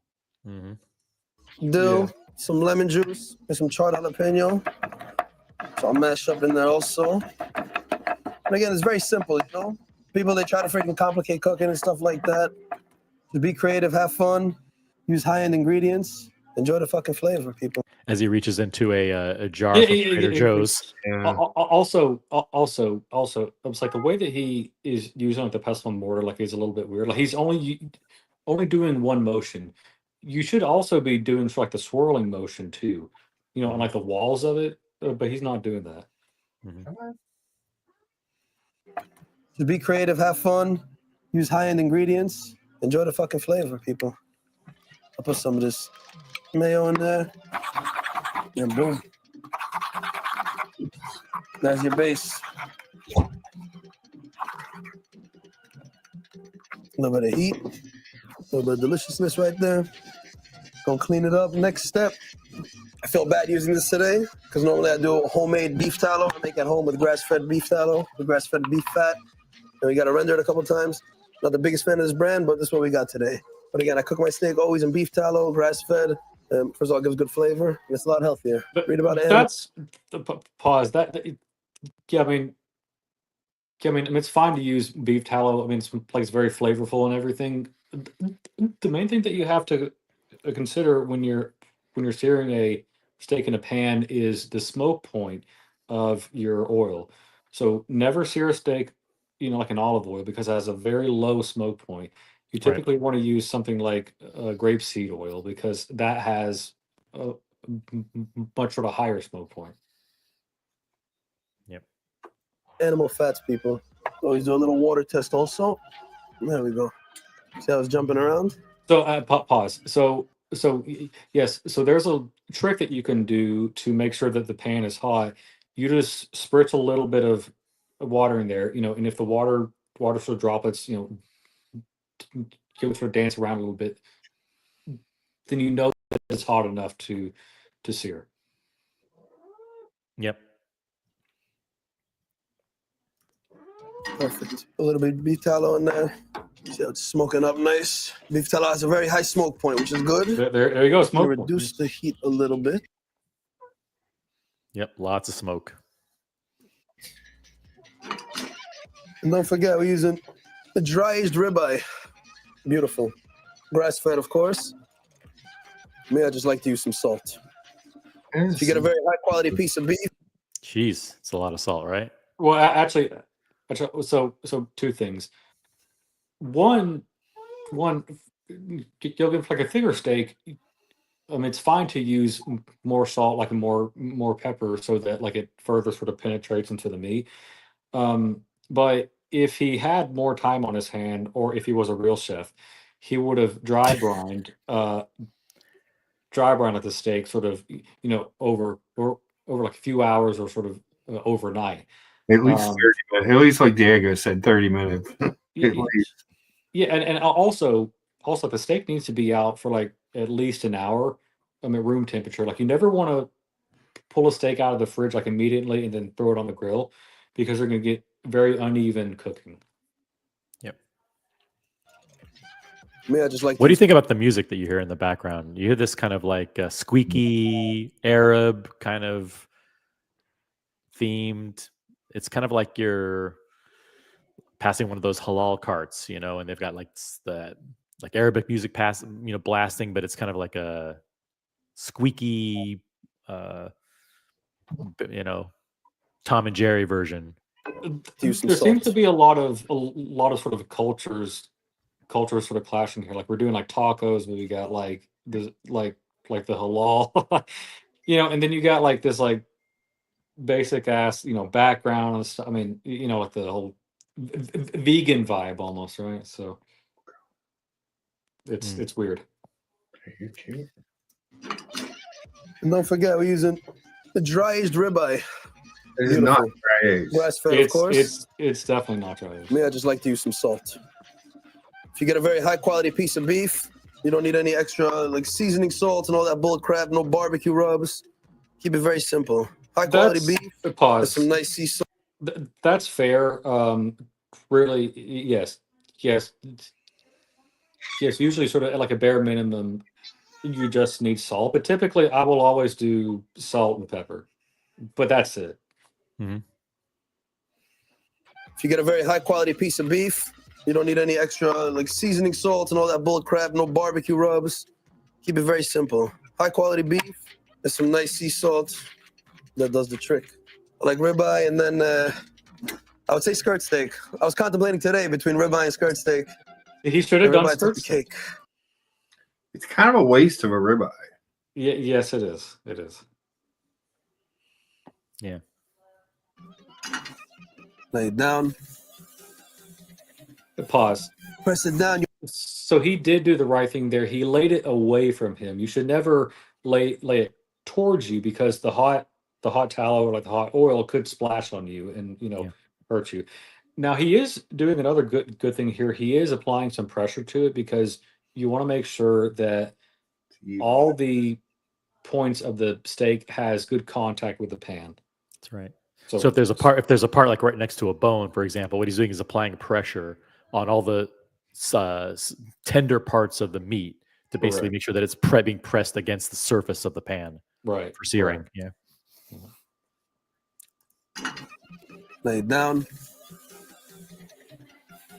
Press it down. You want it nice and flat. You want to make sure the whole steak is making contact with the pan. Yep. And with a steak of this thickness, is around like 1.25 inches. I like to leave it around 4 minutes per side. No, But again, no, I know no, people have no. the rule: flip it once. Ain't no Pause. rule. So if he leaves that in the pan for 4 minutes as is, that's going to be black as his shirt.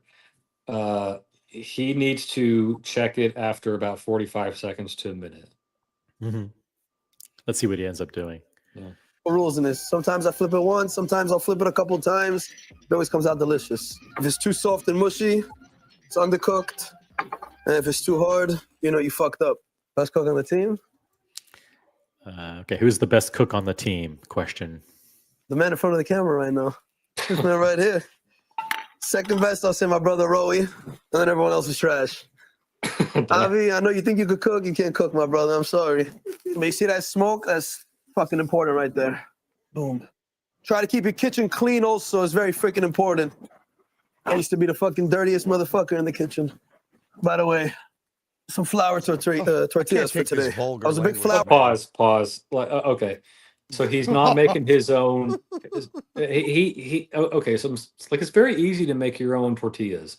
It's just flour, water, and like a little bit of salt, right? But this guy had to go and go to Whole Foods, had to buy his own, or buy some. Those are tiny, and that's okay for street tacos, right? But he could have gone the extra mile and made his own tortillas. Yeah, he's trying to establish his credentials. You don't want to half-ass it when you're introducing yourself to the world as a chef. I have a confession to make. I never make my own tortilla.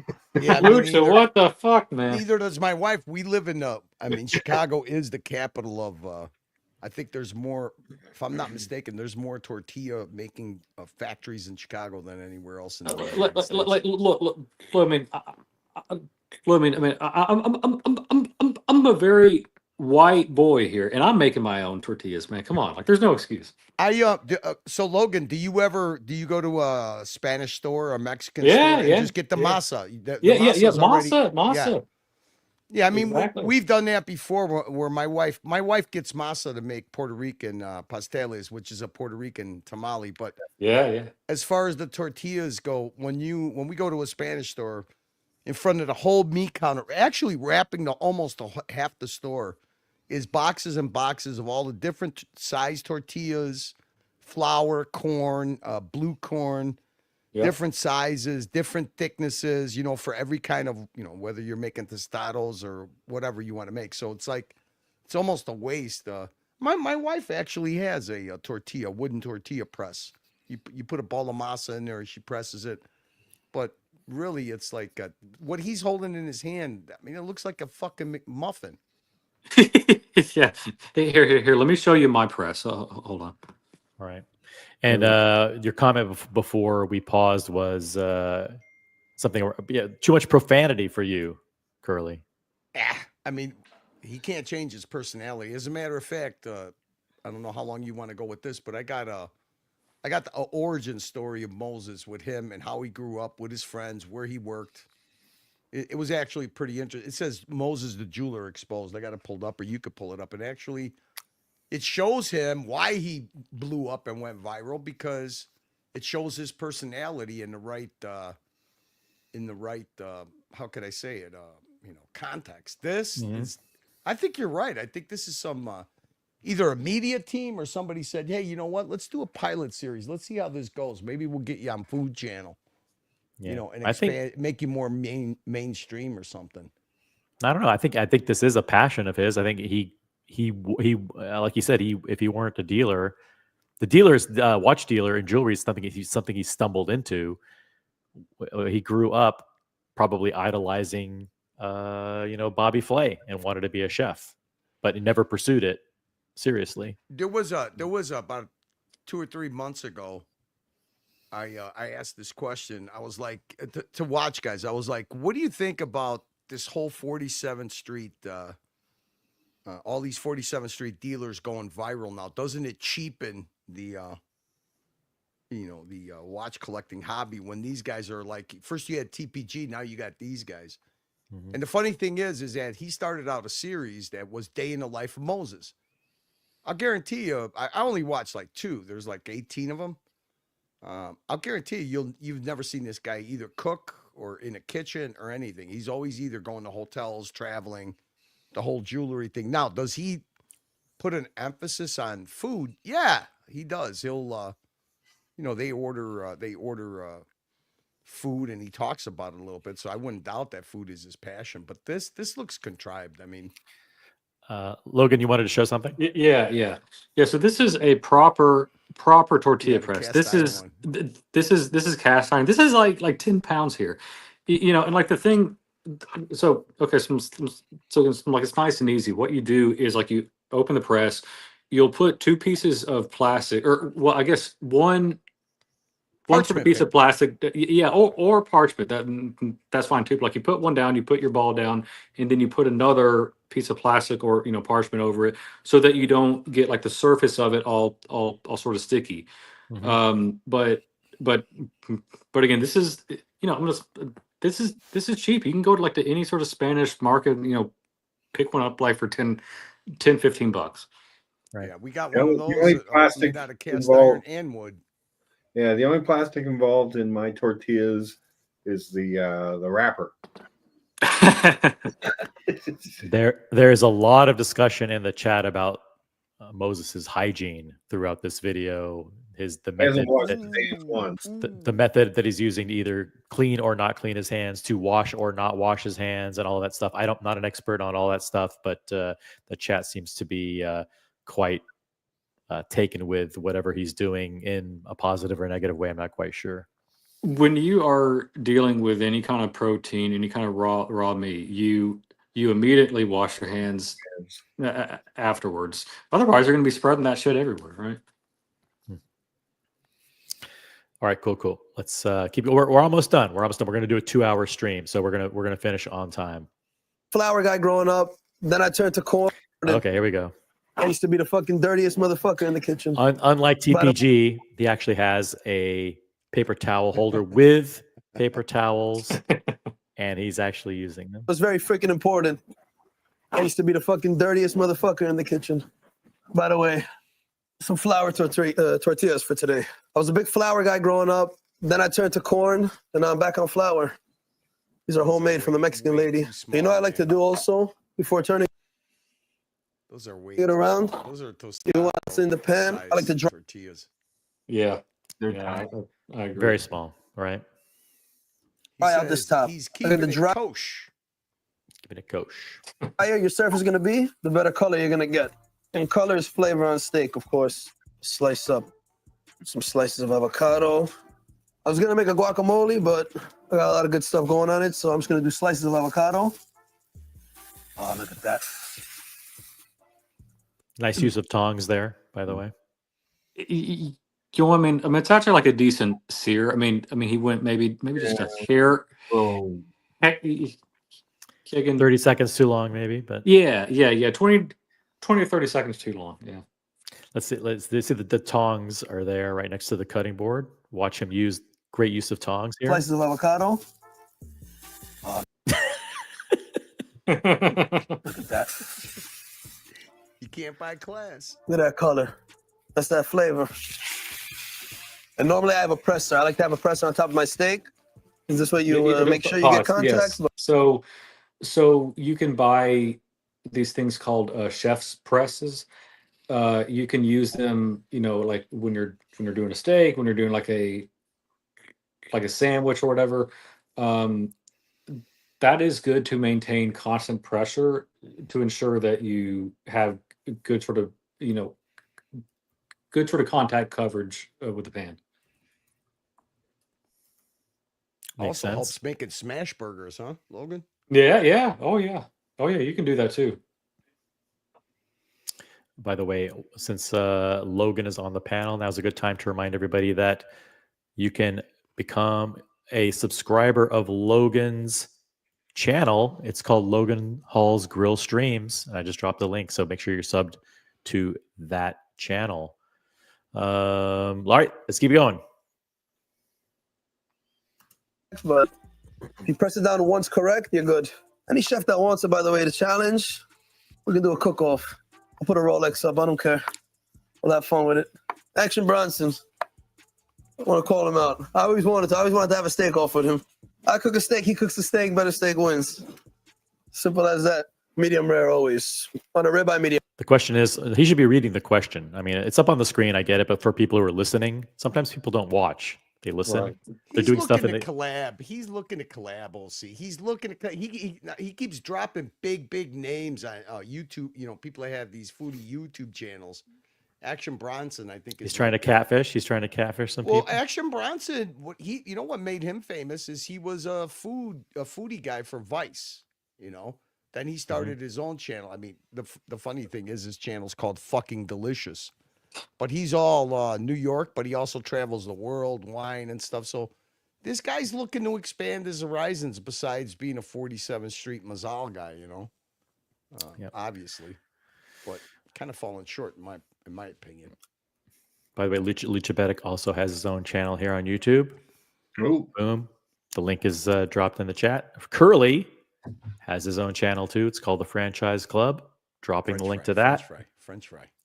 It's a failing channel, guys. It's a very failing channel. Subscribe there and watch it fail and fall into oblivion.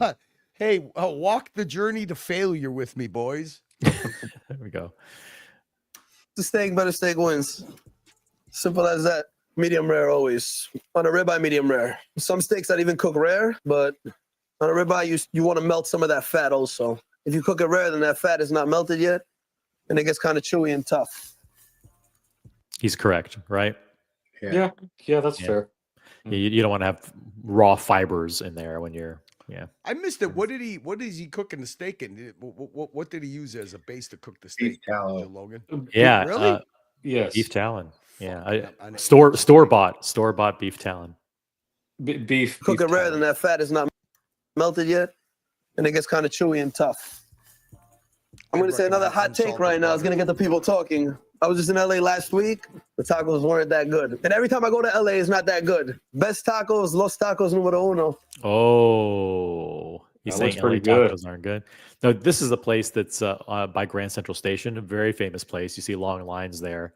I've actually been there. It didn't blow me away. Oh, see, why don't you make sure that you get the dill and pineapple cilantro next time you go? I don't think that's on the menu. Moses, how the fuck could he say he was in LA and he didn't have good tacos? That's a they don't put dill in the. Well, I think he's doing like a East Coast versus West Coast thing. Like, hey, like East Coast is where it's at. That good. And every time I go to LA, it's not that good. Best tacos, Los Tacos número uno. Here in the city is the best. What makes a good taco? It's good ingredients and a well-cooked piece of meat and something delicious to go with it. Like I love my style. Like this sweet and spiciness is literally one of the best fucking recipes. I'm just feeling it out right now. And also I just wanted to touch more color on one of the sides. So you see this side over here also? You see I have a little bit of that grayness? I'm gonna flip it back on that just to seal that, and then I'm taking it off. And always let your meat rest. You got to. If you cut it out Yeah, right now, the juices are yeah. gonna be bleeding. That's true. When you're done grilling, you need to, wrap it in some foil. You can even add like a pat of butter on it too. But you always let it rest, because if you were to cut into that like straight off the pan, all the juice is going to go everywhere, and you're going to lose that flavor. And I'm taking it off. I mean, and always Logan, let your meat rest. He's like giving like amateur tips 101 for Yeah, these are easy. This is base level tips. Yeah. But this is like maybe his introductory episode where he's getting his audience and giving them a very like introductory lesson on cooking. Like, Got to. If you cut it out right now, the juices are gonna be bleeding, and you're gonna have a tough piece of steak. I wish I had my air rack. Normally I have a little air rack. I put the steak on top. This way, everything kind of flows beautifully. It rests beautifully. it's a mistake for him to say things like that, because basically he's saying like, I was thrown in here. I showed up last minute. This isn't my kitchen. This isn't my kitchen.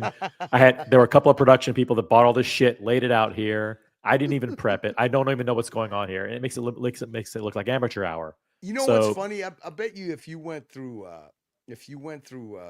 the Food Channel, you would probably find that kitchen somewhere. That is just the studio, kitchen, because it's got the angle, it's got the kitchen camera, the overhead camera. Yep. So this is I don't know, man. I think you're right. I think this is a pilot. I mean, but him not to include his whole thing is how tight he is with his crew. Maybe they come in at the end. Maybe they come in and they taste it, or I don't know. We'll see. So. Beautifully. There we go. That's a crust, people. Let it rest. We're gonna let that sit right now for 5 minutes. While I let it rest, I clean up a little bit. These I'm gonna heat up like 30 to 45 seconds before cutting. Again, preparation is key in the kitchen. How's he gonna heat it up? He's gonna throw it in the microwave? No, I mean he should throw it in the pan. I feel like Rachel Ray right now. Let's see what Put it happens. right on the burner. Right on the burner. Before cutting? Or yeah, you have the burner too. Yeah. I'm gonna heat up like 30 to 45 seconds before cutting. Again, preparation is key in the kitchen, people. I feel like Rachel Ray right now. I feel like a damn chef. All of this took me around like 12 to 15 minutes to do right now. So if you have a group of friends. What he's doing there is he is looking at his watch and realizing that there's grease splatters all over the crystal. And so he's taking his, whatever the name of that brand shirt is, and he's just fucking rubbing it all over the watch, all over that $80,000 Saru full rose gold GMT. This is my pride and joy, man. Never worn, man. You can satisfy everybody and it's gonna get the people talking. Oh, here we go again. Ever since I was a G. We're chugging. Yeah, he's just showing his Wiping that watch off on his shirt was Diego's least favorite part of this. Yeah, he wipes his Soru on his shirt, and then he shotguns another Corona like a chooch. Yep.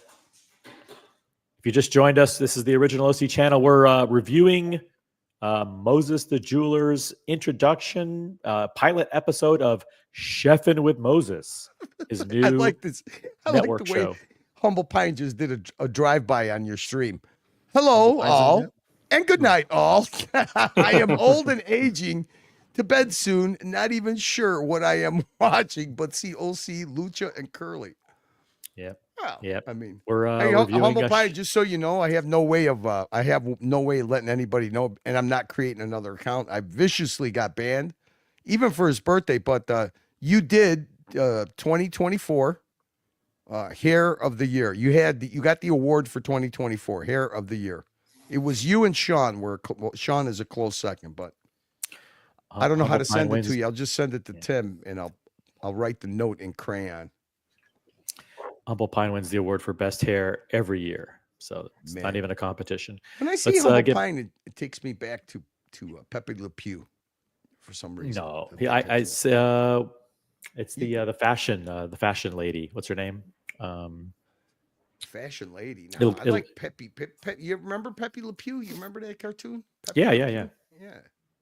Let's see. Let's keep going. What's up, Jock? Right now. If you have a group of friends come over, you can make this up. You can satisfy everybody, and it's gonna get the people talking.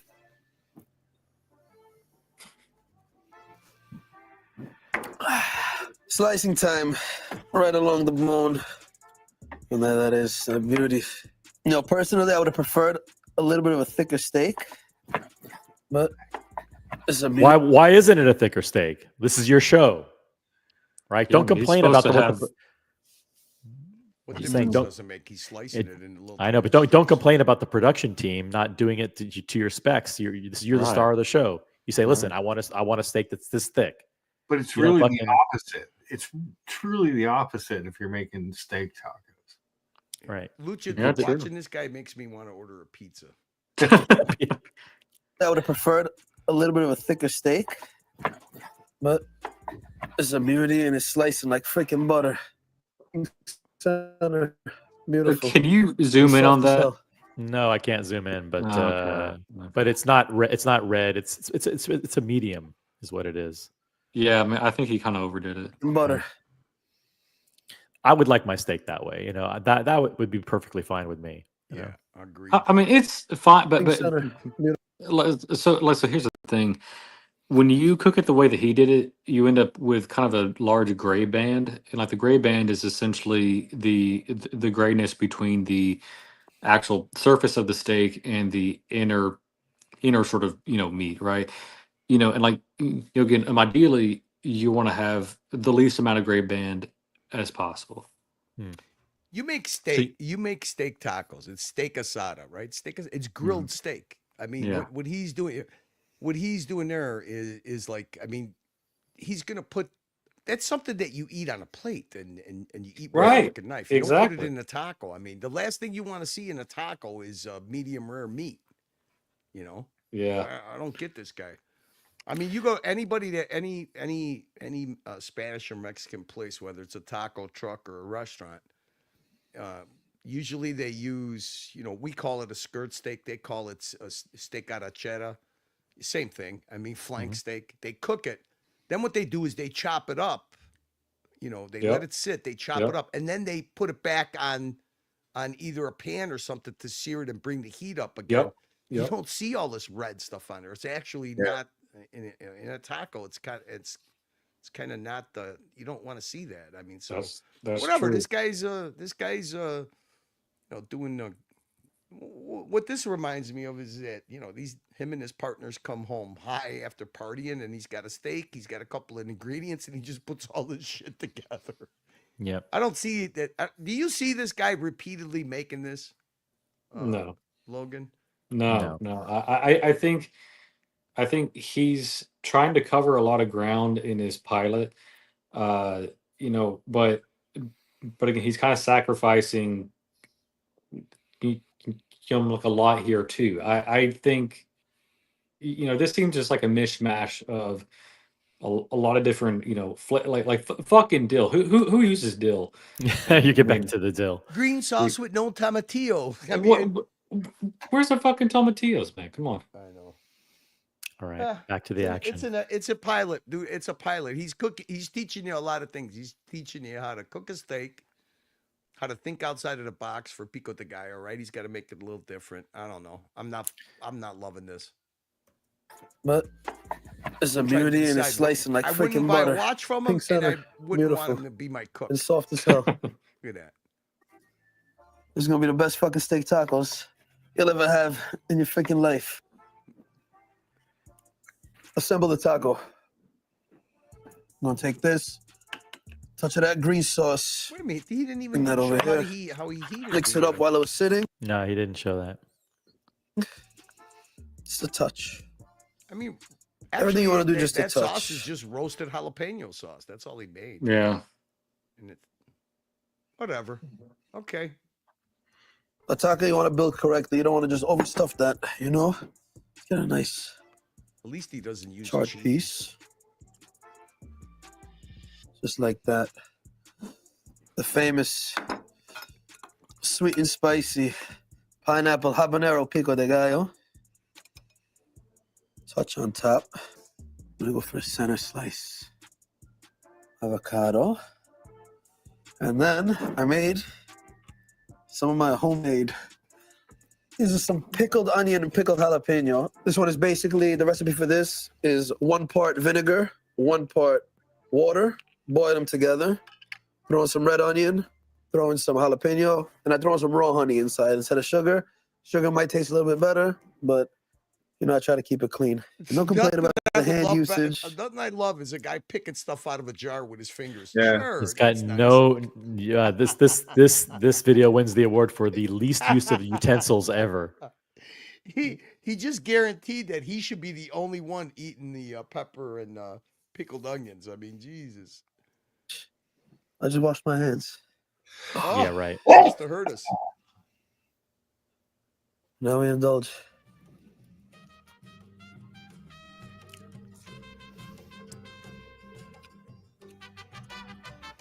Insanity. Insanity.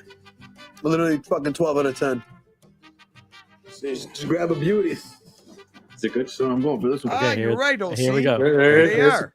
the crew. That's right. 10. Just grab a beauty. It's a good show. I'm going for this one. I was actually looking at it too. I ain't gonna lie to you. Actually, who the fuck are these guys? None of these guys are his crew. Cheers, guys. You know what they say? Mazal.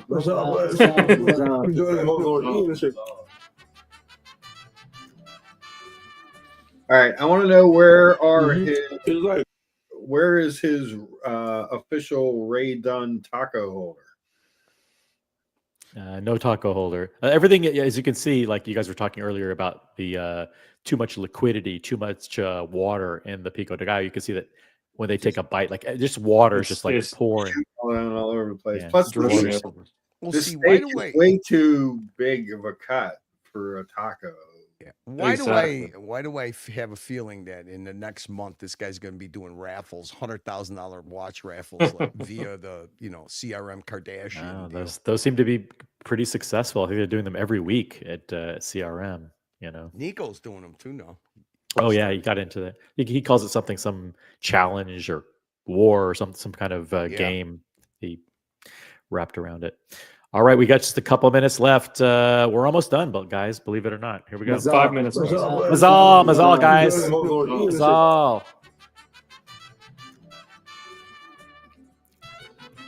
It's like a good balance of like sweet, low spice, savory. Jeez. Manners, man. A good balance of like sweet, low spice, savory. Fuck. I'm going for it. I mean, it's not too much of nothing. It's like this. It hits everything in a different pocket. And that's kind of weird. It's like that's the whole point. Hidden notes. Right? It's nothing overwhelming. No. What do you think of his review of the taco? Well, it was kind of like a rambling fucking mess. When there's a children's school play, some people get to play the tree. Not everyone has a speaking role. Right. I also, I mean, I've never heard someone describe the flavor of a taco as like it's harmonizing with something. That's not how I would describe any taco. I can't believe they left his comment in. I mean, he fucking hogged the review. He was the first person to give a review, and it was a fucking incoherent, fucking rambling mess, which is maybe accurate because that's what the taco is. He's got a bad production manager. Do you want to see the difference? What we were talking about? You want to do a little visual experiment before you end your stream? Yeah. Before we end the stream, So tell me, is this not more suiting to this guy? Surround him with the right surroundings and the right people. And this is what made Action Bronson famous. Okay, so I don't know if that's what he's trying to do, but here you go. I mean, I won't even interrupt it. You guys just yell out pause if you want me to pause. Yo, they had 2 different gloves back then too. They still do. The red and the green. Oh, it's a little bit different one. This was always a better one. This is always a better one. No. Wow, big back here. Holy shit. I wish Francisco was here right now, man. That's awesome. That's a Mexican. There you go. It's the Mexican. You take that up, you chop it on the plancha, throw the Mexican sauce on top. That's a mixture. I know the secret recipe for that. I got you. I close this one for you. Close it? All right, wrap it up. Yeah, That's what I'm talking about. What people wanted to see. Baby. This is it right here, baby. That's amazing. Man, it's OG shit. Shoot the RM. Full circle. That's what it's about. Man, son. Yo, right here, yo, I had the tightest wrap of all time, by the way. The tightest. And then this always gets folded in. Always. Yo.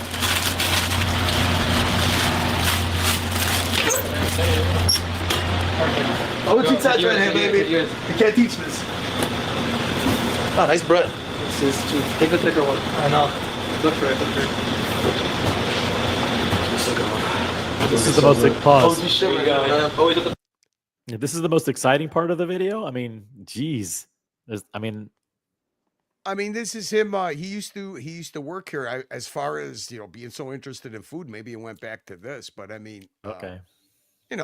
He should be a guy that should be visiting places in New York, and putting his own twist on it or something. But I mean, this is the difference between full production and in-your-face urban production, right? Got to.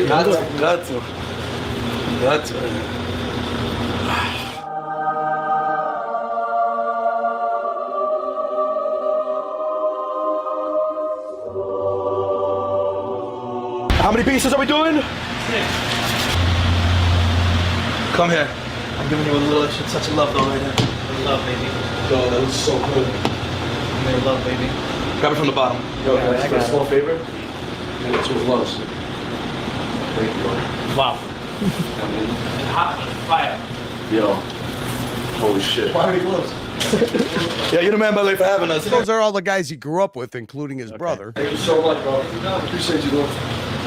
Nice little finger sandwich. Yo. No, still a full finger sandwich, man. So good. I haven't had one of these, man. No, fine. Yep.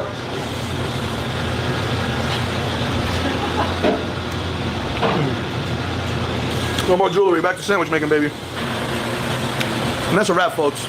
Welcome to Moses the Jeweler's channel. Welcome to my childhood. And I'm quitting jewelry. I'm going back to sandwich making.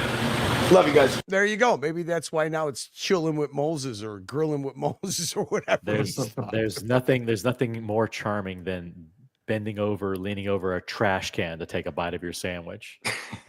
When shit starts to fall out of it. Yeah, but that's his personality. This thing seemed contrived. He might actually be better if he went to all of his favorite neighborhood spots. Exactly. Yeah. And shot videos of him and the different restaurants in the city that remind him of his childhood or something like that. Gatsby the Savage. Gatsby in the chat. Lucha, can you read this, please? Sure. For the next episode, Moses takes swabs off his watch pinky ring and chefs up some homemade penicillin. No. Thank you, Gatsby. Appreciate it. All right, we're almost done. Almost done with this thing. Thank you. We got to listen. We got to listen to his review though over again. Here we go. It's like a good balance of like sweet, no spice, savory. So I'm going for. I mean, it's not too much of nothing. It's like this. It's not too much of nothing. Yeah, I mean, come on. Do you think any of those guys have ever walked into Whole Foods and bought a fucking aged ribeye steak? It's not too much of nothing. It hits everything in a different. And grass finished, by the way. Grass. You know, it was actually it was grass aged too.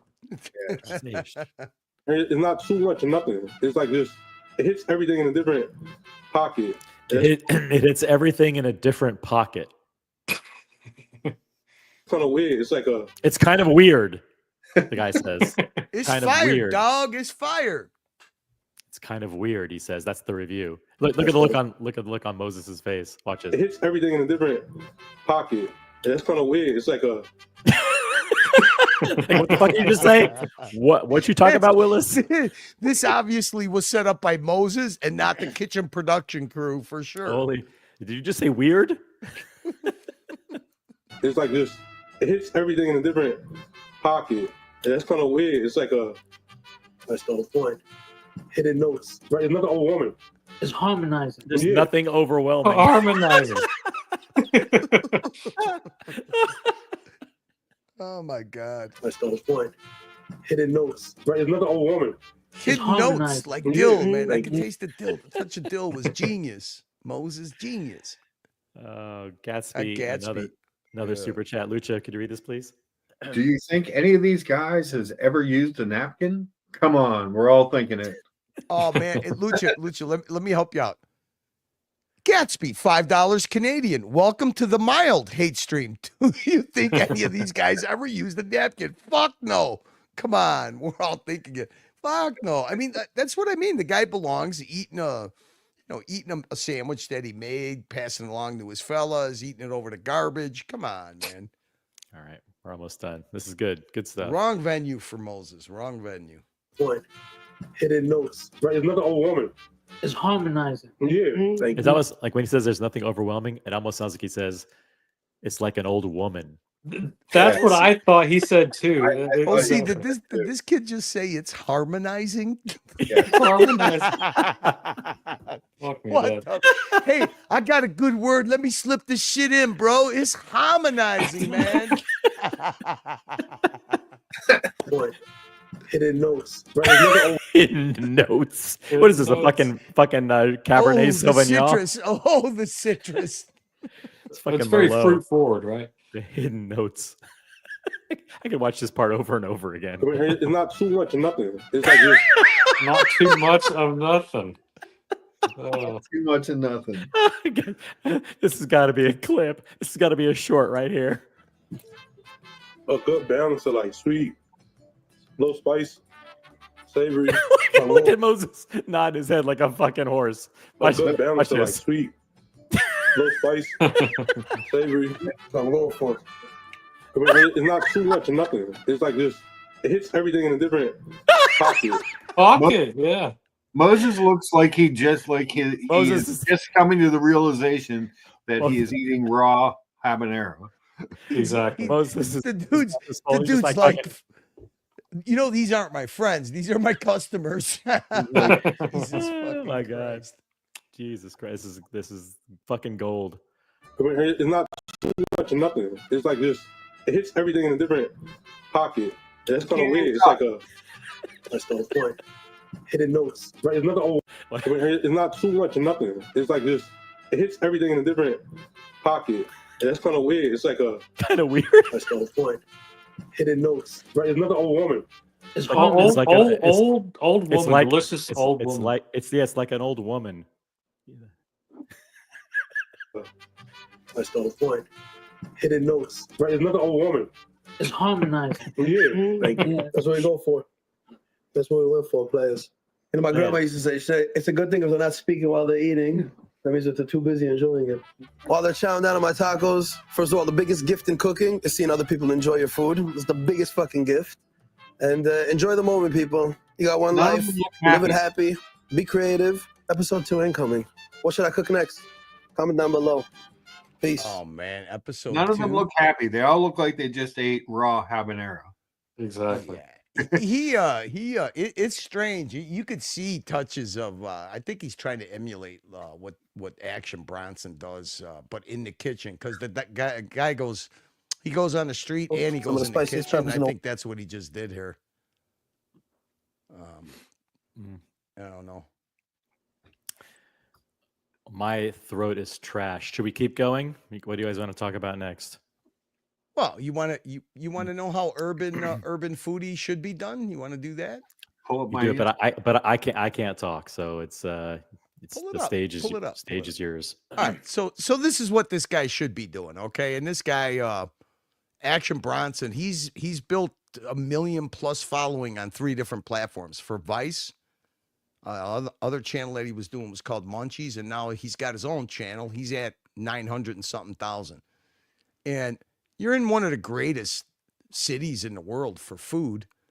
And what this guy does, he goes to these different specialty neighborhoods, especially, places that make a certain type of thing and they make it right. And then what he does is he'll, some of his segments are in his own kitchen which looks like a real kitchen. Doesn't look like some sanitized thing. But look at, this is an urban foodie. I mean, right here, just give you a little taste of it. But that sounds so familiar. Here's a sandwich day. This is a never-ending sandwich journey, honestly. Never-ending sandwiches. Yeah, because he's in New York, right? I mean, so the 5 boroughs, he hits all the 5 boroughs. Fucking one. That's the name of his series. Fuck, that's That's delicious. a great name. Queens.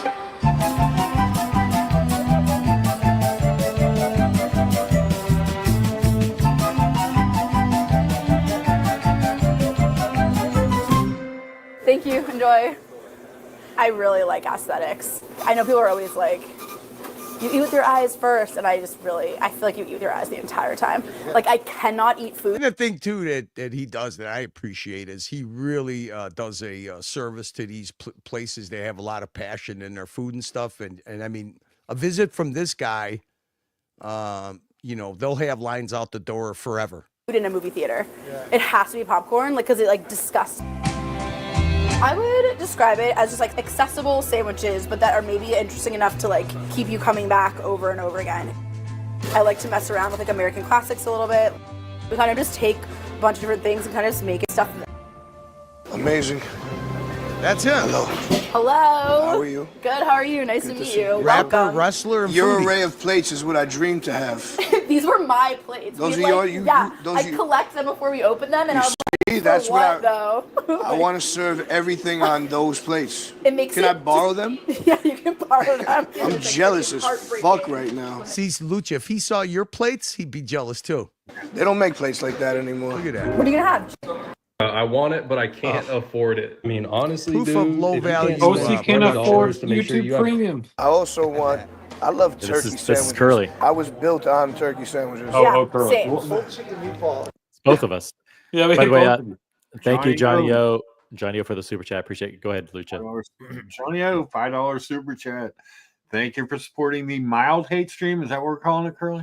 Yeah, Whatever, mild. Yeah. All right. Get some dill flavored lozenges. Yes. Thank you. Thank you. But doing broadcast voice is tough on the voice. So appreciate that. But I think it eats pretty well. Does it ever? It's delicious. So he goes, he visits, he lets the places, you know, talk about their specialty, and then what he does is he goes in the kitchen and he joins them and cooks. Yeah, right here. He's like Fat Guy Fieri. Yeah. Yeah, pretty much. I mean, it's just a you know, a version of it. Yeah, for sure. But he goes from gourmet to, you know, I mean, what you consider as fast food, but quality fast. Okay, what's it? Right here. Billy cheesesteak. Thank you, brother. Incredible. All this shit is incredible. Thank you, guys. Knish, Italian sausage, fucking white American mustard and onions. They don't make them like that anywhere else, man. That's another level. That's ethnic mashup if I've ever seen it or heard of it. That's what Queens is. The thrill of victory, the agony of defeat, the smell of onions. Rocco's, man. It's a good lunch spot.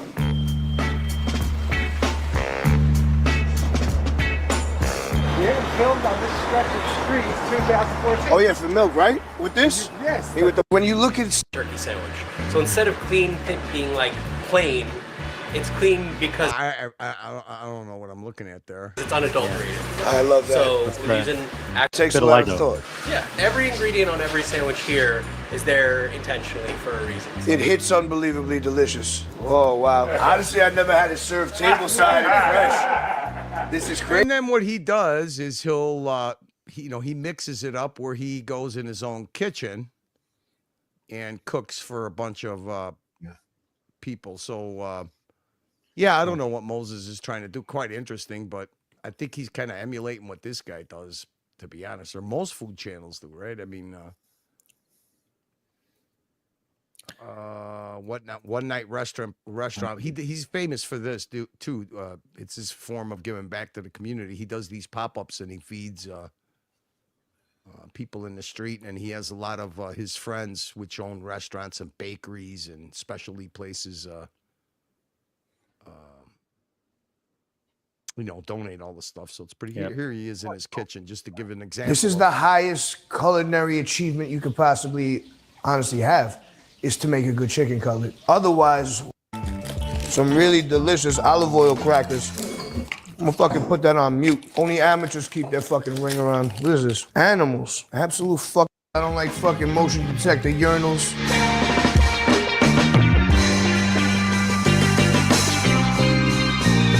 I don't want to go too far into it because I hate to be hungry at 10 o'clock at night, and obviously, you know, I hear stuff you. has an influence on your belly. Thank you to Moses the jeweler for sharing your video with us. We appreciate it. If you want to hop on the VIP after show, the link is in the chat. Thank you very much to Logan Hall, Luchabetic Mark, Uncle Squish, Collector Invest for jumping on the panel tonight. Thank you guys, everybody who contributed in the chat. Thanks to Watch Hangout, to Pedro Bermudez, Golden Baba, The Crime Piece, Kyle D, Gatsby, and Johnny O for your super chats. We'll catch you on the next one. If you want to join the VIP after show, click on the link in the chat. Good night, everybody. Thank you, Logan. Thank you, Mark. Thank you, Uncle Good Squish. night, chat. Peace out. Good night, panel. See you guys. Good night. Peace out.